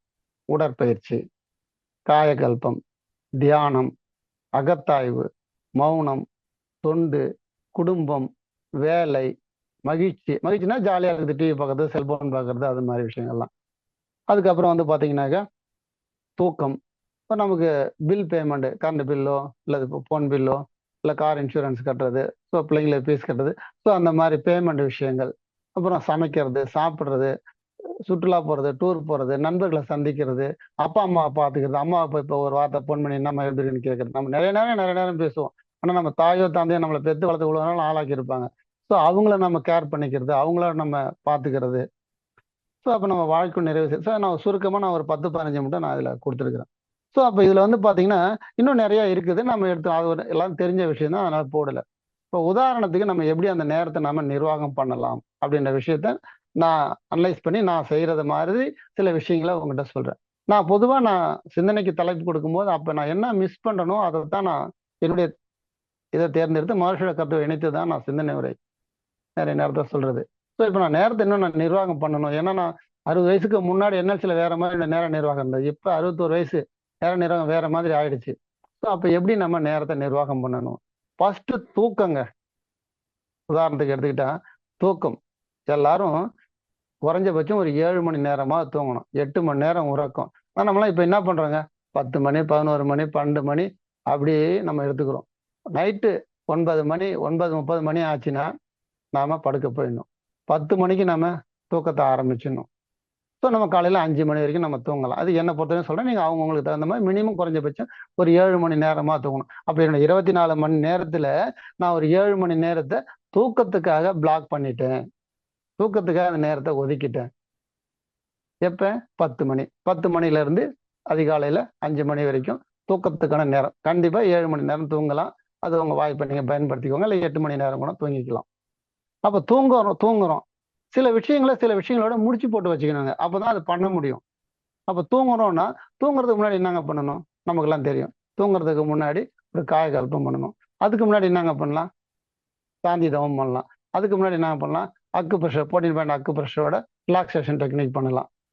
ஸோ அதுக்கு முன்னாடி நாங்க பண்ணலாம், ஒரு அரை மணி நேரம் 10 நிமிஷமோ 20 நிமிஷம் மகரிஷியுடைய நூல்களை படிக்கிறது. ஸோ அப்ப 9 மணிக்கு ஆரம்பிச்சு 10 மணி வரைக்கும் நாம் என்ன பண்றோங்க, தூங்குறதுக்கான ப்ரிப்பரேட்டரி ஒர்க் தான் பண்றோம். தூங்க போறோம், 9 மணிக்கு போறோம். நான் அதுக்கு முன்னெல்லாம் பாத்தீங்கன்னா நான் வேலைக்கு போயிட்டு ரொம்ப அலைஞ்சிட்டு இருக்கிறதுனால இப்பயும் அப்படித்தான் சுவிட்சை போட்ட மாதிரி தூங்கிடுவேன். படுத்துட்டு எங்க வீட்டம்மா அப்படி போயிட்டு வந்தது தான் நான் தூங்கிட்டு இருப்பேன். ஸோ எல்லாரும் அது மாதிரி நிறைய பேருக்கு தூங்கிடுவாங்க. ஸோ ஆனால் அதுக்கு முன்னாடி நம்ம என்ன பண்ணணும்னா, தூங்குறதுக்கு முன்னாடி சில வேலைகளை நம்ம பிளான் பண்ணிக்கணும். மகரிஷி நூல்களை படிக்கிறது, தவம் பண்றது, அக்குப்ரெஷர் பண்றது, ரிலாக்ஸேஷன் பண்றது, காயகல்பம் பண்றது, இதுக்கான நேரத்தை நாம ஒதுக்கிறோம். அப்ப 9 மணில இருந்து 10 மணி வரைக்கும் ப்ரிப்பரேட்டரி டு ஸ்லீப் அப்படின்னு வச்சுக்கலாம். அப்ப தூக்கம் வர்றதுக்காக தூங்குறதுக்கு முன்னாடி செய்யக்கூடிய வேலைகள், எப்படி இருந்தாலும் படுக்க தானே போறோம், எப்படி தூங்க தானே போறோம், அகத்தாய் பண்ண தானே போறோம். ஸோ இந்த நேரங்களை நம்ம பண்றோம். அப்ப ஒரு 8:30 மணிக்கெல்லாம் அந்த செல்போனு அந்த விஷயங்கள்லாம் நம்ம என்ன பண்ணிக்கலாங்க, நம்ம சைலண்ட் மோடு கொடுத்துடலாம். அதுக்கப்புறம் சப்போஸ் எமர்ஜென்சி கால் இருந்தால் பேசிக்கலாம். ஸோ நம்ம இன்ஸ்டா பார்க்கறது, ஃபேஸ்புக் பார்க்கறது, வாட்ஸ்அப் பார்க்கறது, ஸோ அந்த மாதிரி விஷயங்கள்லாம் இரவு 8:30 மணியோட நம்ம நிறுத்திக்கலாங்க. நான் கூட மாணவர்களுக்கு பேசும்போது சொல்லுவேன், இப்பெல்லாம் நம்மளாம் ஃபாஸ்டிங் நம்மளாம் ஒன்று தெரியும், உடம்பு நல்லா வச்சுக்கிறதுக்கு ஃபாஸ்டிங்னு தெரியும். ஆனா ஃபாஸ்டிங்னு ஒரு விஷயம் இருக்குதுங்க. அதாவது ஒரு நாளையில நாம எவ்வளோ நேரம் இந்த எலக்ட்ரானிக் கேட்ஜெட்டை நம்ம பயன்படுத்தாம இருக்கிறோம். அதிகபட்சமா நான் சொல்றது இரவு 8:30 மணில இருந்து காலையில ஒரு 8 மணி வரைக்கும், 8:30 வச்சுக்கோங்களேன்.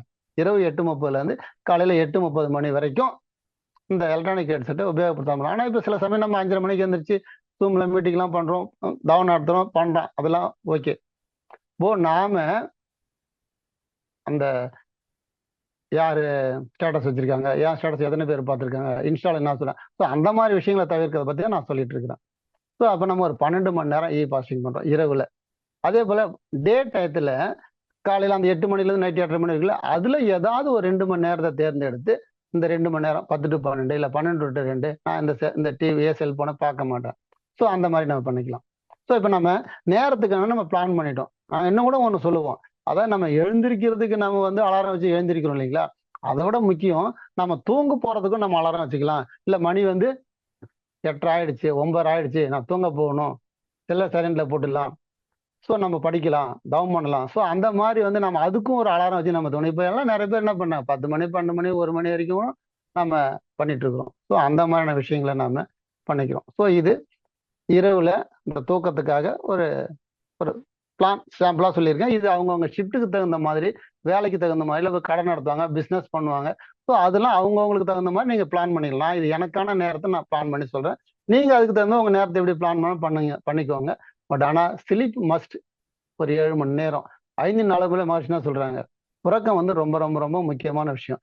உறங்கினா மட்டும்தான் நம்முடைய மூளை செல்கள் அமைதியடையும், நமக்கு இரவுல சுரக்கக்கூடிய ஹார்மோன்ஸ் செக்ரிகேஷன் ஆகும், ஸ்லீப்பிங் பேட்டர்ன் கிரியேட் ஆகும், நம்ம மகிழ்ச்சியாவே மற்றவங்க பேச முடியும், சந்தோஷமா குடும்பத்துல பேச முடியும். எப்பங்க, இரவு நல்லா தூங்கினா மட்டும்தான்.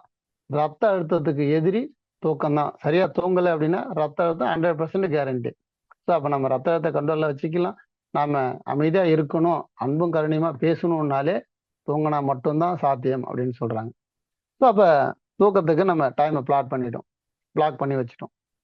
காலையில எந்திரிச்ச உடனே நேச்சுரல் கால், அதை இயற்கை அதெல்லாம் முடிக்கிறோம், பல்லு வளர்க்குறோம், குளிக்கிறோம், உடற்பயிற்சி பண்றோம், 5:30 மணிக்கு தவம் பண்றோம், 6 மணிக்கு உடற்பயிற்சி பண்றோம், 7 மணிக்கு முடிக்கிறோம். ஸோ இது வரைக்கும் இந்த நேரத்தை இதெல்லாம் நம்ம பிரைம் டைமா எடுத்துக்கிறோம். அந்த நேரத்தை நாம இதெல்லாம் பிரைம் டைம். இந்த டயத்தை யாருக்காகவும் விட்டு கொடுக்க கூடாது.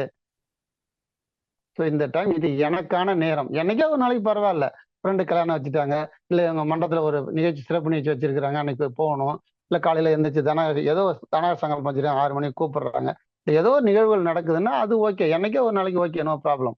நண்பர்கள் கல்யாணம் வச்சுட்டாரு, எங்க தம்பி கல்யாணம் நடக்குது, அதெல்லாம் ஓகே. நார்மல் நம்ம லைஃப்ல இந்த நேரம் பிரைம் டைமாக நம்ம ஒதுக்குறோம். இந்த நேரத்தை நான் எதுக்காகவும் யாருக்காகவும் விட்டு கொடுக்க மாட்டேன், இது எனக்கான நேரம். அப்படி நம்ம நேரத்தை நம்ம ஒதுக்கிக்கிறோம். அதுக்கப்புறம் எத்தனை மணிக்கு சாப்பிட போறோம், எத்தனை மணிக்கு வேலைக்கு போக போகிறோம், 8 மணியா 9 மணியா இல்லை 10 மணியா, அவங்களுக்கு தகுந்த மாதிரி நேரத்தை ஒரு 10 மணிலேருந்து 5 மணி வரைக்கும் நம்ம பொருள் சம்பாதிக்கான நேரமாக நம்ம ஒதுக்கிக்கிறோம். ஸோ இந்த மாதிரி நம்ம என்ன பண்ணுறோம், இந்த நேரத்துக்கு இந்த வேலை அப்படின்னா நம்ம யோசிக்கிறோம், இந்த நேரத்துக்கான இந்த வேலை அப்படின்னு நம்ம யோசிக்கிறோம். கொஞ்சம் ஒரே நிமிஷம்.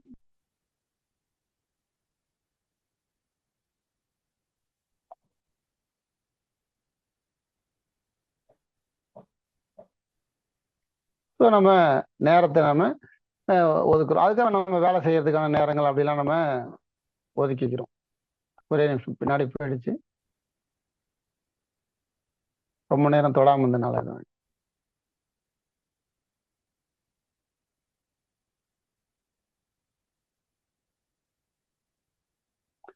சரி, இப்போ இந்த பக்கம் வருவோம். இப்போ மௌனம்.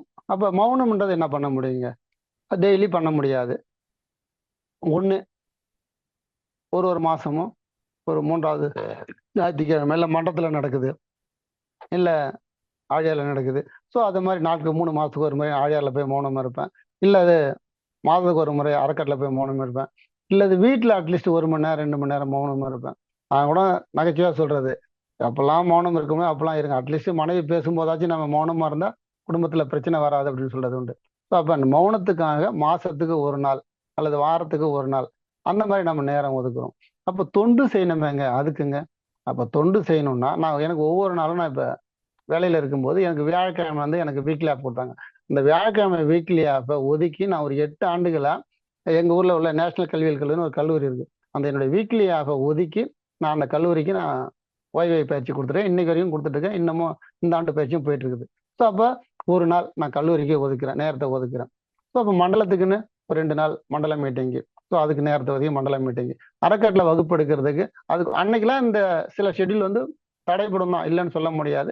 ஸோ நேரம் ஒதுக்கி சில பேர் தூக்கத்தை தியாகம் பண்ணி முன்னாடியே எழுந்திரிச்சு 4 மணிக்கு 3 மணிக்கு எழுந்திரிச்சு உடற்பயிற்சியெல்லாம் பண்ணிட்டு போகிற மகரிஷியும் ட்ரெயினில் போகும்போது கூட எழுந்திரிச்சு மகரிஷி உடற்பயிற்சி பண்ணாங்களாம் நம்ம மகரிஷியுடைய வாழ்க்கை வரலாறு நம்ம படிக்கிறோம்.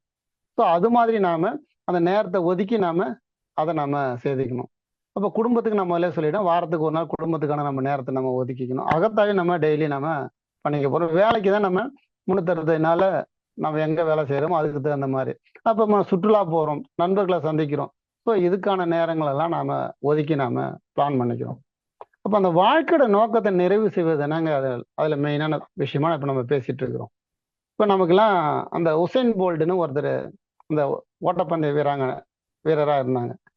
ஸோ அவங்க வந்து பார்த்தீங்கன்னா அந்த ஒலிம்பிக்கில் 2 நிமிஷம் தான் ஓடுனாங்களாம். 2 நிமிஷம் ஓடுனதுக்கு 400 கோடியே ஏதோ சொன்னாங்க. அவர் வந்து அவருக்கு பணம் சம்பாதிச்சா உலகத்திலே அவருக்கு வந்து பெரிய வீரர், ஓட்டப்பந்தய வீரன் சொல்லி கொடுத்தாங்க. ஆனா அவரு எத்தனை வருஷம் அதுக்காக பாடுபட்டுப்பார் சொல்லுங்க பார்க்கலாம். அவர் ஓடுனது என்னமோ 2 நிமிஷம் தான், ஆனா அவர் வேலை செய்தது, அதுக்கு தயார் பண்ணது கிட்டத்தட்ட 30-40 ஆண்டுகள்.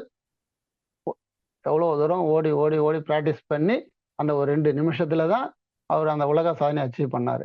அப்ப நாம வாழ்க்கை நோக்கத்தை நம்ம நிறைவு செய்யணும்னா ஒரே நாள்ல முடிஞ்சிருமா? ஒரு நாள் உட்காந்து தாவம் பண்ண வந்துடுமா? சில பேருக்கு உட்காந்தா தாவமே வரமாட்டேங்குது, நன்மை கனவுகள்லாம் வந்துட்டு இருக்குது. அப்ப நாம டெய்லி நேரத்தை ஒதுக்கி டெய்லி அரை மணி நேரம் 3/4 மணி நேரம் உடற்பயிற்சி, தாபம், காயகல்பம் எல்லாம் பண்ணி பண்ணி பண்ணி பார்த்தாதான் நம்ம என்ன பண்ண முடியுங்க, ஆரோக்கியமா இருந்தாதான் 90 வயசு 95 வயது ஆண்டுகள் நிறைவு செய்தாதான் நாம வாழ்வின் நோக்கத்தை நம்ம நிறைவு செய்ய முடியும். ஸோ அதுதான் என்னுடைய நேரம். அந்த நேரத்துல நாம குறைஞ்சபட்சம் நாம காம்ப்ரமைஸ் பண்ணிக்க கூடாது. ஸோ அந்த நேரத்தை நாம அதை மாதிரி நம்ம ஒதுக்கிக்கலாம்.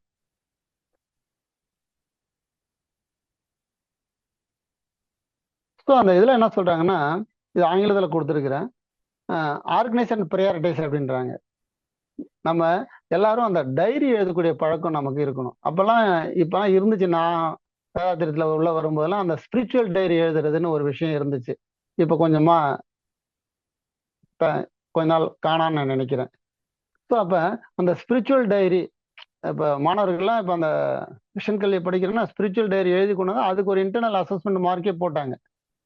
ஸோ அதுபோல் நாம் எழுதக்கூடிய பழக்கத்தை நாம் வச்சுக்கணும். அது என்னன்னா, நம்ம ஒர்க்கை பிளான் பண்ணிக்கணும். Plan your work then work you plan அப்படின்னு சொல்கிறாங்க. முதல்ல டு டூ லிஸ்ட் போடணும். நம்ம செய்ய வேண்டிய வேலைகள் காலையில எந்திரிச்சதுல இருந்து இரவு படுக்கிற வரைக்கும் நம்ம என்னென்ன வேலைகள் செய்ய போறோம், எல்லா வேலையும் எழுதிடலாம்.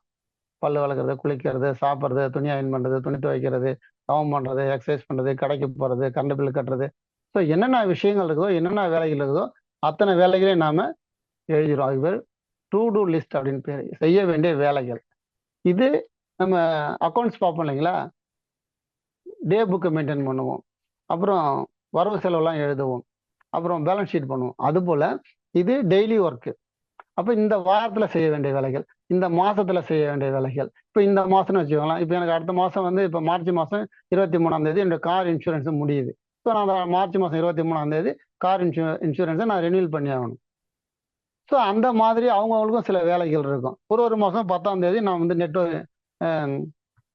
ஃபைபர் ஆப்டிக் இந்த பில்லு வந்து பணம் கட்டணும், வீட்டு வாடகை இந்த தேதியில் நான் கொடுக்கணும், கரண்ட் பில்லு இந்த தேதியில் கட்டணும். ஸோ இதெல்லாம் வந்து மாதத்துக்கு ஒரு முறை செய்ய வேண்டியது, ஆண்டுக்கு ஒரு முறை செய்ய வேண்டியது, ஆழியாருக்கு போயிட்டு வர்றது, இல்லை டூர் போயிட்டு வர்றது. ஸோ அந்த மாதிரி இந்த ஆண்டில் நம்ம செய்ய வேண்டிய வேலைகள். இப்போ வண்டி இன்சூரன்ஸ், கார் இன்சூரன்ஸ்லாம் இயர்லி ஒன்ஸ் தான். பட் அது எனக்கு மார்ச் மாதம் வருது, உங்களுக்கு வேறு மாதம் வரலாம். ஸோ அந்த மாதிரியான வேலைகளை எல்லாத்தையும் நம்ம அந்த காலண்டர் வாங்கி, டைரி வாங்கி நம்ம அதில் எல்லாத்தையும் நம்ம நோட் பண்ணி வச்சுக்கிறோம். ஏன்னா சில விஷயங்கள் வந்து மூளை நமக்கு சப்போர்ட் பண்ணும், சில விஷயங்கள் என்ன பண்ணுங்க நம்மள மறந்துடுது. ஸோ அதை எழுதி அதை என்ன ப்ரையாரிட்டைஸ் பண்ணணும் அப்படின்றாங்க. எதை முன்னாடி செய்யணும், எதை பின்னாடி செய்யணும் அப்படின்னு ப்ரையாரிட்டைஸ் பண்ணுன்றாங்க. அடுத்தது அதை என்னென்ன வேலை செய்யக்கூடாது, நாட் டு டூ லிஸ்ட் அப்படின்னு ஒன்று சொல்றாங்க. இதெல்லாம் செய்யக்கூடாது, நான் நிறைய டிவி பார்த்துட்டு இருக்கேன், நிறைய செல்போன் பார்த்துட்டு இருக்கேன், நிறைய இன்ஸ்டால வீடியோ பார்த்துட்டு இருக்கேன், நிறைய வெட்டி பேச்சு பேசிட்டு இருக்கேன், நிறைய ஊர் சுத்திட்டு இருக்கேன். ஸோ என்னென்னலாம் நம்ம செய்துட்டு இருக்கிறோமோ அதெல்லாம் நம்ம ஒரு லிஸ்டா எழுதணுன்றாங்க.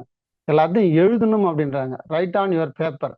மகர்ஷி சொன்ன மாதிரி தான் எல்லா விஷயமும் என்ன பண்ணுங்க, என்ன மாறாதில் தொடங்கி அனைத்து விஷயமும் நம்ம என்ன பண்ணணும், ஒரு அகத்தாய்வு பண்ணி பார்க்கணும்னா யூ ஷுட் பி ரைட், ரிட்டனா இருக்கணும். அப்போ நம்மளுடைய வாழ்க்கையுடைய நோக்கம் ஒரே நேரத்தில் மல்டி டாஸ்கி. அதை சொல்லுவாங்கல்ல, பல மரம் கண்ட தச்சன் ஒரு மரமா வெட்டான் அப்படின்றாங்க. ஸோ நம்ம ஒரு நேரத்தில் ஒரு வேலை, அந்த வேலையை ஸ்ப்ளிட் பண்ணி, இப்போ நிறைய பேர் என்ன பண்ணுறாங்கன்னா அது மாதிரி தான் பண்ண முடியலன்றாங்க. இந்த வீட்டு வேலையே பிஸியாக இருங்க, சமைச்சு போகிறதும் அதுக்கு இதுக்கும். சமைக்கிற வேலைனா சமைக்கிற நேரம், படிக்கிற வேலைனா படிக்கிற நேரம், தூங்குறதுனா தூங்குறதுக்கான நேரம், பண்ணுறதுக்கான நேரம் ஒதுக்கும். இது வந்துங்க மெயினாக இந்த நேர மேலாண்மை மன அழுத்தத்துக்கு ஒரு சிறந்த மாமருந்து. மன அழுத்தத்தை பற்றி நம்ம பேசும்போது நேர மேலாண்மை ஒரு முக்கியமான ஒரு டாப்பிக்காக நம்ம அதில் பேசுவோம். ஏன்னா நமக்கு என்ன செய்யணும் என்ன பண்ணணும் புரிய மாட்டுது. ஸோ அதனால தான் நமக்கு நிறைய ஸ்ட்ரெஸ் வருது. ஸ்ட்ரெஸ்ஸை போக்குறதுக்கு இந்த நேர மேலாண்மை ரொம்ப அவசியமாக பயன்படும். அதே போல் வந்து டெலிகேட் யுவர் ஒர்க்கு, அதாவது எல்லா வேலையும் நாமளே செய்யக்கூடாது. அதை நாம் என்ன பண்ணோம், அதுக்கு தனியாக இந்த வேலையை யார் செய்யலாம், எந்த வேலையை யார் செய்யலாம், யார்கிட்ட எந்த ஒர்க் ஒப்படைக்கலாம், அதை நம்ம அடுத்த சார்ட்டில் நம்ம பார்க்க போகிறோம். நேரமும் கம்மியாக இருக்குது. ஸோ அது மாதிரி நம்ம ஒர்க்கை வந்து நம்ம டெலிகேட் பண்ணிக்கலாம். அடுத்து வந்து ப்ரோக்ரஸ்டினேஷன் சொல்கிறாங்க, தள்ளி போடுறது. வள்ளுவர் அழகாக சொல்கிறாரு, நெடுநீர் மறவி மடித்துயில் 4 கெடுநீரார் காமக்கலன்றாங்க. கெட்டு போகிற செய்யக்கூடிய விஷயம்தான். எந்த ஒரு விஷயம் தள்ளி போடலாம், நாளைக்கு பார்த்துக்கலாம், இன்னும் 50 வயசு தானே ஆகுது, இன்னும் 40 வருஷம் இருக்குது, ரிட்டையர்ட் ஆகிட்டு பார்த்துக்கலாம், அதெல்லாம் அப்புறம் தாவம் அப்புறம் பண்ணிக்கலாம், உடற்பயிற்சி அப்புறம் பண்ணிக்கலாம், இப்போ நல்லா தானே இருக்கிறோம். வருமுன்னர் காவாதான வாழ்க்கை, எரி முன்னர் வைத்தூர் பழக்கம் வள்ளுவர் சொல்றாரு. ஸோ நம்ம சொந்தம் வர்றதுக்கு முன்னாடியே, இடுப்பொலி வர்றதுக்கு முன்னாடியே, பிபி வர்றதுக்கு முன்னாடியே, சுகர் வர்றதுக்கு முன்னாடியே நாம சரி பண்ணா மட்டும்தான் நாம் என்ன பண்ண முடியும், அதுல இருந்து விடுபட முடியும். எனக்கு ஒரு ஆச்சரியமான விஷயம் என்னன்னாக்கா, நான் 60 வயசுல நான் ரிட்டையர்ட் ஆகுறேன். ரிட்டையர்ட் ஆகும்போது அங்கே பேசுறாங்க எல்லாரும் மேடையில, அந்த ரிட்டையர்மெண்ட் ஃபங்க்ஷன்ல. இவர் மட்டும் வந்து பாத்தீங்கன்னாக்கா, இவருக்கு பிபி இல்லை, சுகர் இல்லை, கொலஸ்ட்ரால் இல்லை, முட்டி வலி இல்லை, முதுகு வலி இல்லை அப்படின்னு சொல்லி எல்லாரும் பெருமையா பேசினாங்க. ஸோ அப்போ என்ன பண்றீங்க, என்ன பண்ணீங்கன்னு கேட்டாங்க. நான் ஒன்றும் இல்லைங்க, நானும் 42 வயசு வரைக்கும் உங்களை மாதிரி தான் இருந்தேன். வேதாத்திரி மகரிஷ்ட ஜாயின் பண்ணி எம்ஏ யோகா படிச்சு அதில் எம்பியில் கொஞ்ச நாள் பண்ணேன். ஸோ அந்த உடற்பயிற்சி காயகல்பனை நான் ரெகுலராக பண்ணுறதுனால தான் இன்னைக்கு வந்து 60 வயசு வரைக்கும் ஒரு நபர் வந்து மெடிசின் எடுத்துக்க முடியாமல் இருக்குது அப்படின்னா அது வந்து வேதாத்திரிய பயிற்சிகள் மட்டும்தான். ஸோ இன்னைக்கு 60 வயசு வரைக்கும் மருந்து மாத்திரை இல்லாமல் என்எல்சிக்கே ஒரு விஷயம், நான் ஏன் செலவு வைக்கல, அவங்க ஆப்ரேஷன் சர்ஜரி அதுன்னு போய் 5 லட்சம் 10 லட்சம் செலவு பண்ணுற காலத்தில் நம்ம செலவு நிறுவனத்துக்கே நம்ம செலவு இல்லாமல் பண்ணுறோம். ஸோ நான் வேலைக்கு நிறையா போவேன், லீவ் போட மாட்டேன். ஸோ அப்படிலாம் பண்ணும்போது நமக்கு ஒரு அப்ரிசியேஷன், அதெல்லாம் எங்கேருந்து கிடைச்சுன்னா நம்ம குரு கிட்ட தான். ஏன்னா நாம் அதை பயிற்சி பண்ணி நம்ம கடைபிடிக்கிறதுனால ஸோ வந்த விஷயம். 60 வயசுல ரிட்டையர்மெண்ட்ல ஒரு மெடிக்கல் எக்ஸாம் வச்சாங்க, செக்அப் வச்சாங்க. BP sugar, cholesterol sugar normal, அதாவது sugar normal, ECG normal, echo normal, எல்லாமே நார்மல் ரிப்போர்ட் கூட. அந்த டாக்டரே கேட்டார், என்ன சார் பண்ணுறீங்க அப்படின்னாரு. ஒன்றும் இல்லைங்க சார், நான் காலைல மகரிஷி வேதாத்ரி மகர்ஷி ஃபாலோவர் சார், நான் உடற்பயிற்சிலாம் பண்ணிட்டு இருப்பேன் சார் அப்படின்னு. Oh very good keep it up அப்படின்னாரு. ஸோ அப்போ என்னன்னா, ஸோ நம்மளை நேரத்தை ஒதுக்கி இந்த பயிற்சியை பண்றதுனால மட்டும்தான் இன்னைக்கு நம்மளால ஒரு 60 வயசுல 70 வயசுல நம்ம ஆரோக்கியமா இருக்க முடியுதுன்னா அதெல்லாம் அருட்தந்தை கொடுத்த நன்கொடை தான் நம்ம சொல்ல முடியும். ஸோ நம்ம காலம்புறா நம்ம என்ன பண்ண முடியாதுங்க, அவருக்கு தொண்டு செய்தா கூட அந்த இதுக்கு நம்ம உபகாரம் செய்ய முடியாது. ஸோ நம்ம காலத்தை மகர்ஷிக்காக நம்ம அர்ப்பணிக்க வேண்டிய ஒரு விஷயம்தான்.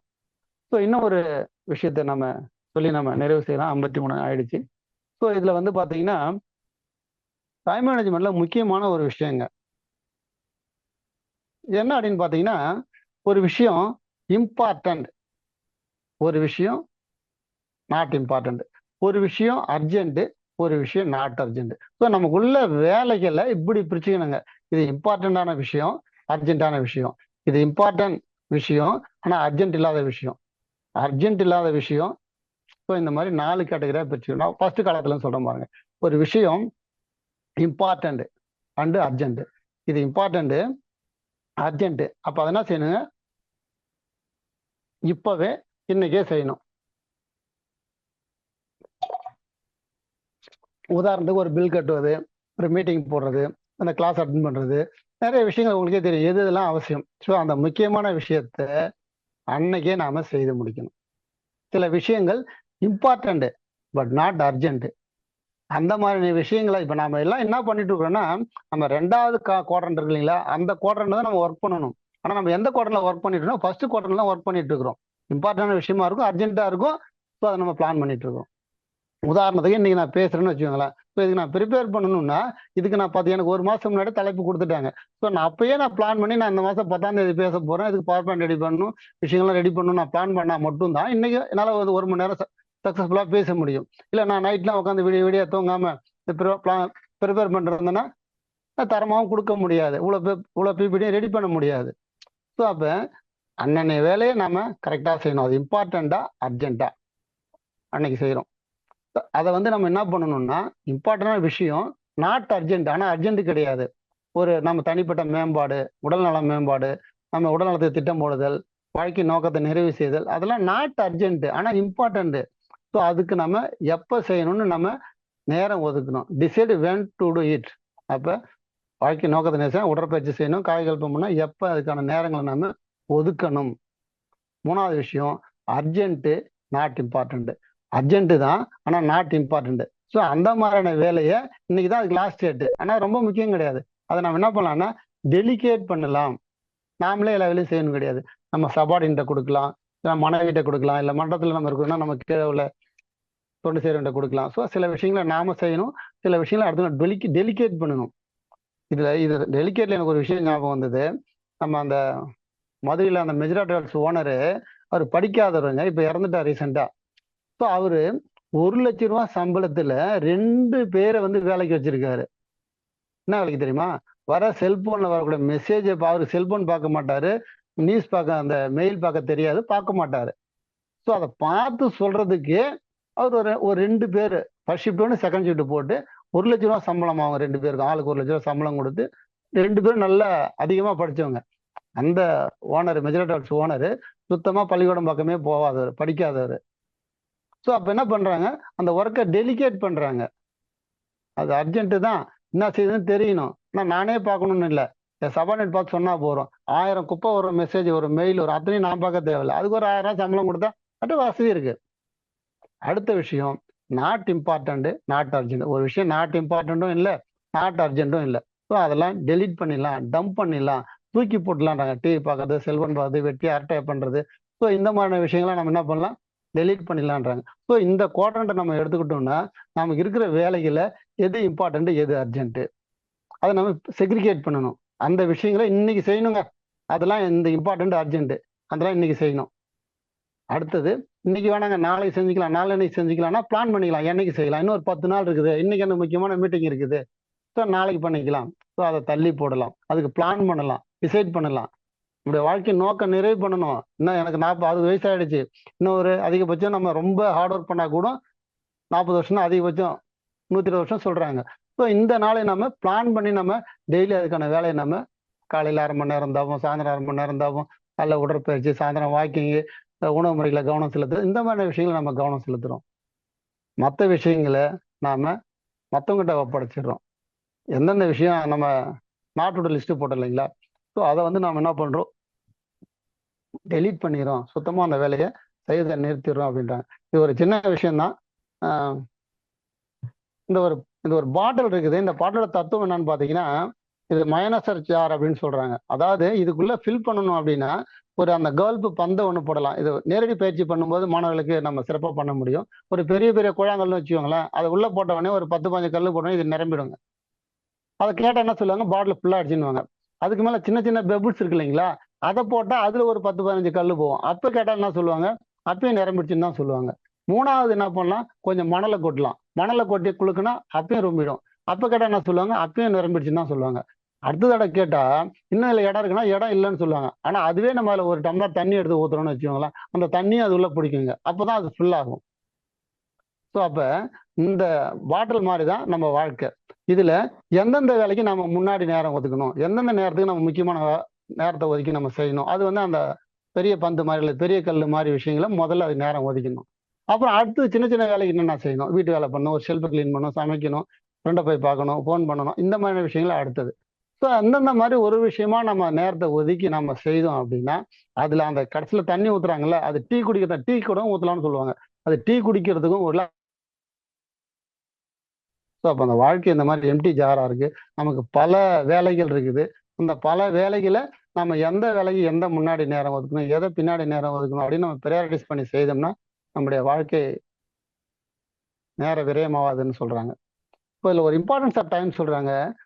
ஒரு சப்ஜெக்ட்ல ஒரு பையன் ஃபெயில் ஆயிட்டான்னு வச்சுக்கோங்களேன், அவனுக்கு தான் தெரியும் வருஷத்தோட அருமை என்னன்னு தெரியும். ஐயோ ஒரு வருஷம் போச்சு அப்படின்னுவான். ஒரு குறைப்பசம் ஒரு தாய்க்கு நடக்குன்னு வச்சுக்கோங்களேன், அந்த குழந்தை வந்து 10 மாசத்துல பிறகுற, 9 மாசத்துல குழந்தை பிறகுற, 8 மாசத்துல பிறந்தா அந்த வேதனை அந்த தாய்க்கு தான் தெரியும். ஒரு வார பத்திரிகையாளருக்கு தான் இந்த வாரத்தினுடைய வலிமை தெரியும். ஒரு நாள் வேலையில சேர்றாரு, முன்ன பின்ன அவன் பதவியில முன்னாடி போயிட்டு இருப்பான், பின்னாடி நிற்பான். 1 மணி நேரம் முன்னாடி கொண்டு வந்து உயிரை காப்பாத்திருக்கலாங்க, லேட் ஆயிடுச்சுங்க, அவரு brought to dead அப்படின்னு டாக்டர். அப்ப அந்த உயிரோட வறுமை 1 மணி நேரத்துல தெரியும். ஒரு சில நிமிடங்களை ட்ரெயினையோ பஸ்ஸை விட்டுட்டா அதனுடைய வலிமை என்னான்னு தெரியும். செகண்ட்ல ஒலிம்பிக்ல வெற்றி அடைகிறாங்க இல்லைங்களா, ஸோ அவங்கள கிட்டதான் மில்லி செகண்டோட அருமைலாம் தெரியுன்றாங்க. அப்போ ஒவ்வொரு நேரமும் நமக்கு எவ்வளவு வலிமையானது அப்படின்றது நம்ம இந்த நேரம் நம்ம தெரிஞ்சுக்கிறோம். வீட்டில் சொல்லுவாங்க, place for everything and it's பிளேஸ்ன்னுவாங்க. எல்லா இடத்துக்கும் ஒரு பொருள், அந்த இடத்துல அந்த பொருள். மகிழ்ச்சி சொல்லுவாங்க, ஒரு 3 நிமிஷத்துல நம்ம எந்த ஒரு பொருளை வீட்டை தான் கண்டுபிடிச்சி எடுத்துடணும்னுவாங்க. ஸோ அப்போதான் நம்ம என்ன பண்றோம், நாம நேர மேலாண்மையில நம்ம கரெக்டா இருக்கிறோம் அப்படின்னு சொல்லுவாங்க. நம்ம நிறைய விஷயங்களை நாம வீணடிச்சிட்டு இருக்கோம். உணவு, ஆற்றல், பணம், உழைப்பு, மருந்து, காலம், இந்த மாதிரி விஷயம் நம்ம நிறைய நம்ம லேர்ன் டு ஸ்டே நோ. நம்ம நோ சொல்ல பழக்கணுன்றாங்க. எல்லாத்துக்கும் சரிங்க சரிங்க பண்றாங்க அப்படிலாம் சொல்லக்கூடாது. எதுக்கு நம்ம கோலுக்கு அலைன் ஆகணும். ஒரு வேலை நம்ம கொடுக்குறாங்கன்னா அது நம்ம கோல் அலைன் ஆகணும். கோல் வந்து என் உடம்ப குறைக்கிறது. ஸோ அப்போ வா சாப்பிட போகலாம், டீ சாப்பிட போகலான்னா போகக்கூடாது. இப்போ லைப்ரரிக்கு போகலாம், நான் என்னுடைய கோல் வந்து டாக்டர் ஆகிறது இல்லை கலெக்டர் ஆகிறது. அப்போ லைப்ரரிக்கு போகலாம் வேணா போகலாம். ஸோ அப்போ ஒருத்தங்க நம்மளை கூப்பிடுறாங்க, ஒரு வேலை கொடுக்குறாங்கன்னா அது நம்ம கோலோட இருந்துச்சுன்னா அலைன் ஆச்சுன்னா நம்ம அதில் செய்யலாம். அதே இல்லைன்னா நம்ம நோ சொல்ல பழகிக்கணும் அப்படின்னு சொல்றாங்க. நம்ம கன்க்ளூஷன் பார்த்து வந்துட்டோம். சரியான செயல்களை தொடங்க தவறான நேரம் ஒருபோதும் இல்லை. சரியான செயல்களை தொடங்க தவறான நேரம் ஒருபோதும் இல்லை. எனவே இப்போதே தொடங்குவது நன்று. நமது நேரத்தை செலவழிப்பது நமது வாழ்க்கையை செலவழிப்பதாகும். நமது நேரத்தை வீணடிப்பது நமது வாழ்க்கையை வீணடிப்பதற்கு சமமாகும். ஒரு ஒரு ஒரு பேச்சாளர் சொல்றாரு, ஆள் கடத்துறவனை கூட நம்மளால மன்னிச்சாலும் மன்னிச்சிடலாம், ஆனா நேரத்தை கடத்துறவனை நம்ம மன்னிக்கவே கூடாது அப்படின்னு சொல்றாங்க. ஸோ நம்மெல்லாம் நேரத்தை நம்ம கடத்தாம நேரத்தை சரியான முறையில் பயன்படுத்தி அருத்தனுடைய கருத்துக்களை சிறமேற்கொண்டு நாம உடற்பயிற்சி செய்து தொண்டு செய்து இந்த வாழ்க்கையின் நோக்கத்தை நாம நிறைவு செய்ய வேண்டும். அதற்கு நம்ம மகர்ஷியின் தத்துவங்களை தினசரி விடாது அயராது கடைபிடிப்பதாக இருந்து மகர்ஷிக்கு மேன்மை செய்ய வேண்டும் என்று கூறி இதுவரை பேச வாய்ப்பளித்த நல்ல உள்ளங்களுக்கும் இந்த 1 மணி நேரமாக இந்த சிந்தனையை இணைவைகள் செய்யமடுத்த உங்கள் அத்தனை பேருக்கும் மகர்ஷியோடு இணைந்து உடல் நலம், நீலாயுள், நிறை செல்வம், உயர்ப்புகள், விஞ்ஞானம் ஓங்கி வாழ்க வளம் என்ற வாழ்த்தை நிறைவு செய்கிறேன். வாழ்க வளமுடன், வாழ்க வளமுடன். நன்றி அம்மா. தற்போது ஐயா அவர்களோடு கேள்வி பதில் நிகழ்ச்சியில் இணைகின்றோம். கேள்வி கேட்க விரும்பும் அன்பர்கள் கை சின்னத்தை உயர்த்தும் போது அவர்களுக்கான வாய்ப்பு வழங்கப்படும். நேர மேலாண்மையை நாம் மனதில் கொண்டு கேள்விகளை மட்டும் சுருக்கமாக கேட்கலாம். நன்றி. வாழ்க வளமுடன்.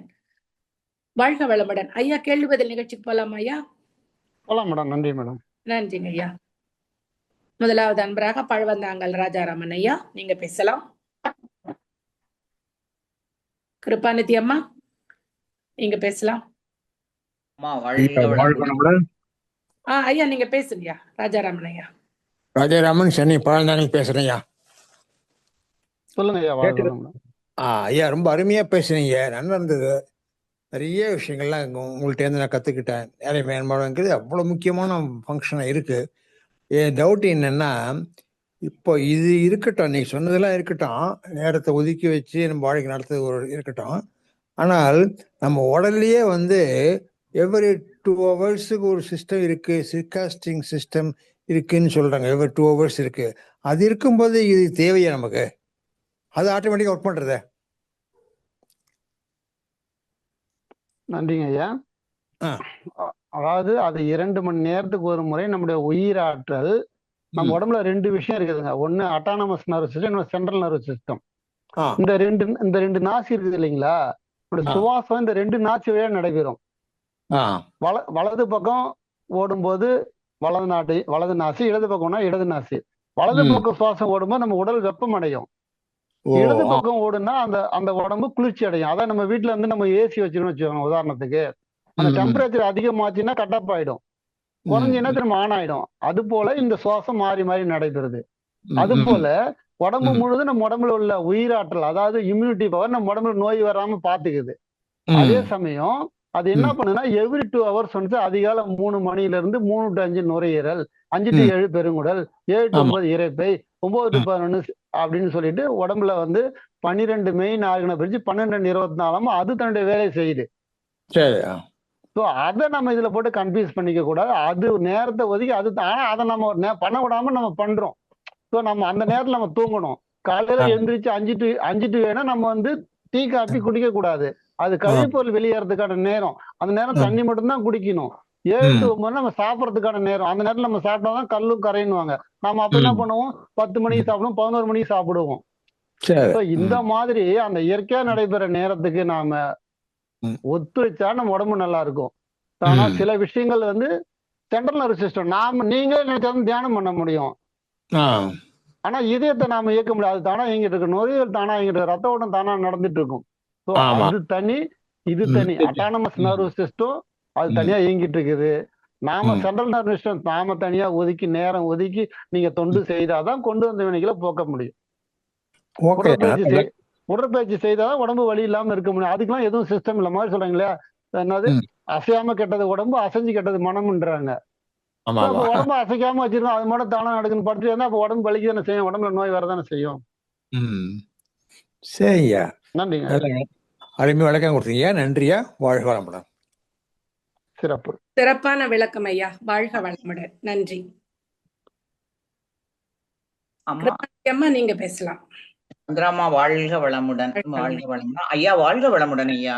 வாழ்க வளமுடன் அம்மா. சந்திராமா சொல்லில ஆரம்பிச்சாங்க, நேர வேளாண்மை குறித்து சுருக்கமா கேட்டு முடிச்சிருங்கன்னாங்க. ரொம்ப நன்றி ஐயா. குறிப்பிட்ட நேரத்தில் ஆரம்பித்து முடிக்க வேண்டும் என்பது நீங்க சொல்றது உண்மைதான்.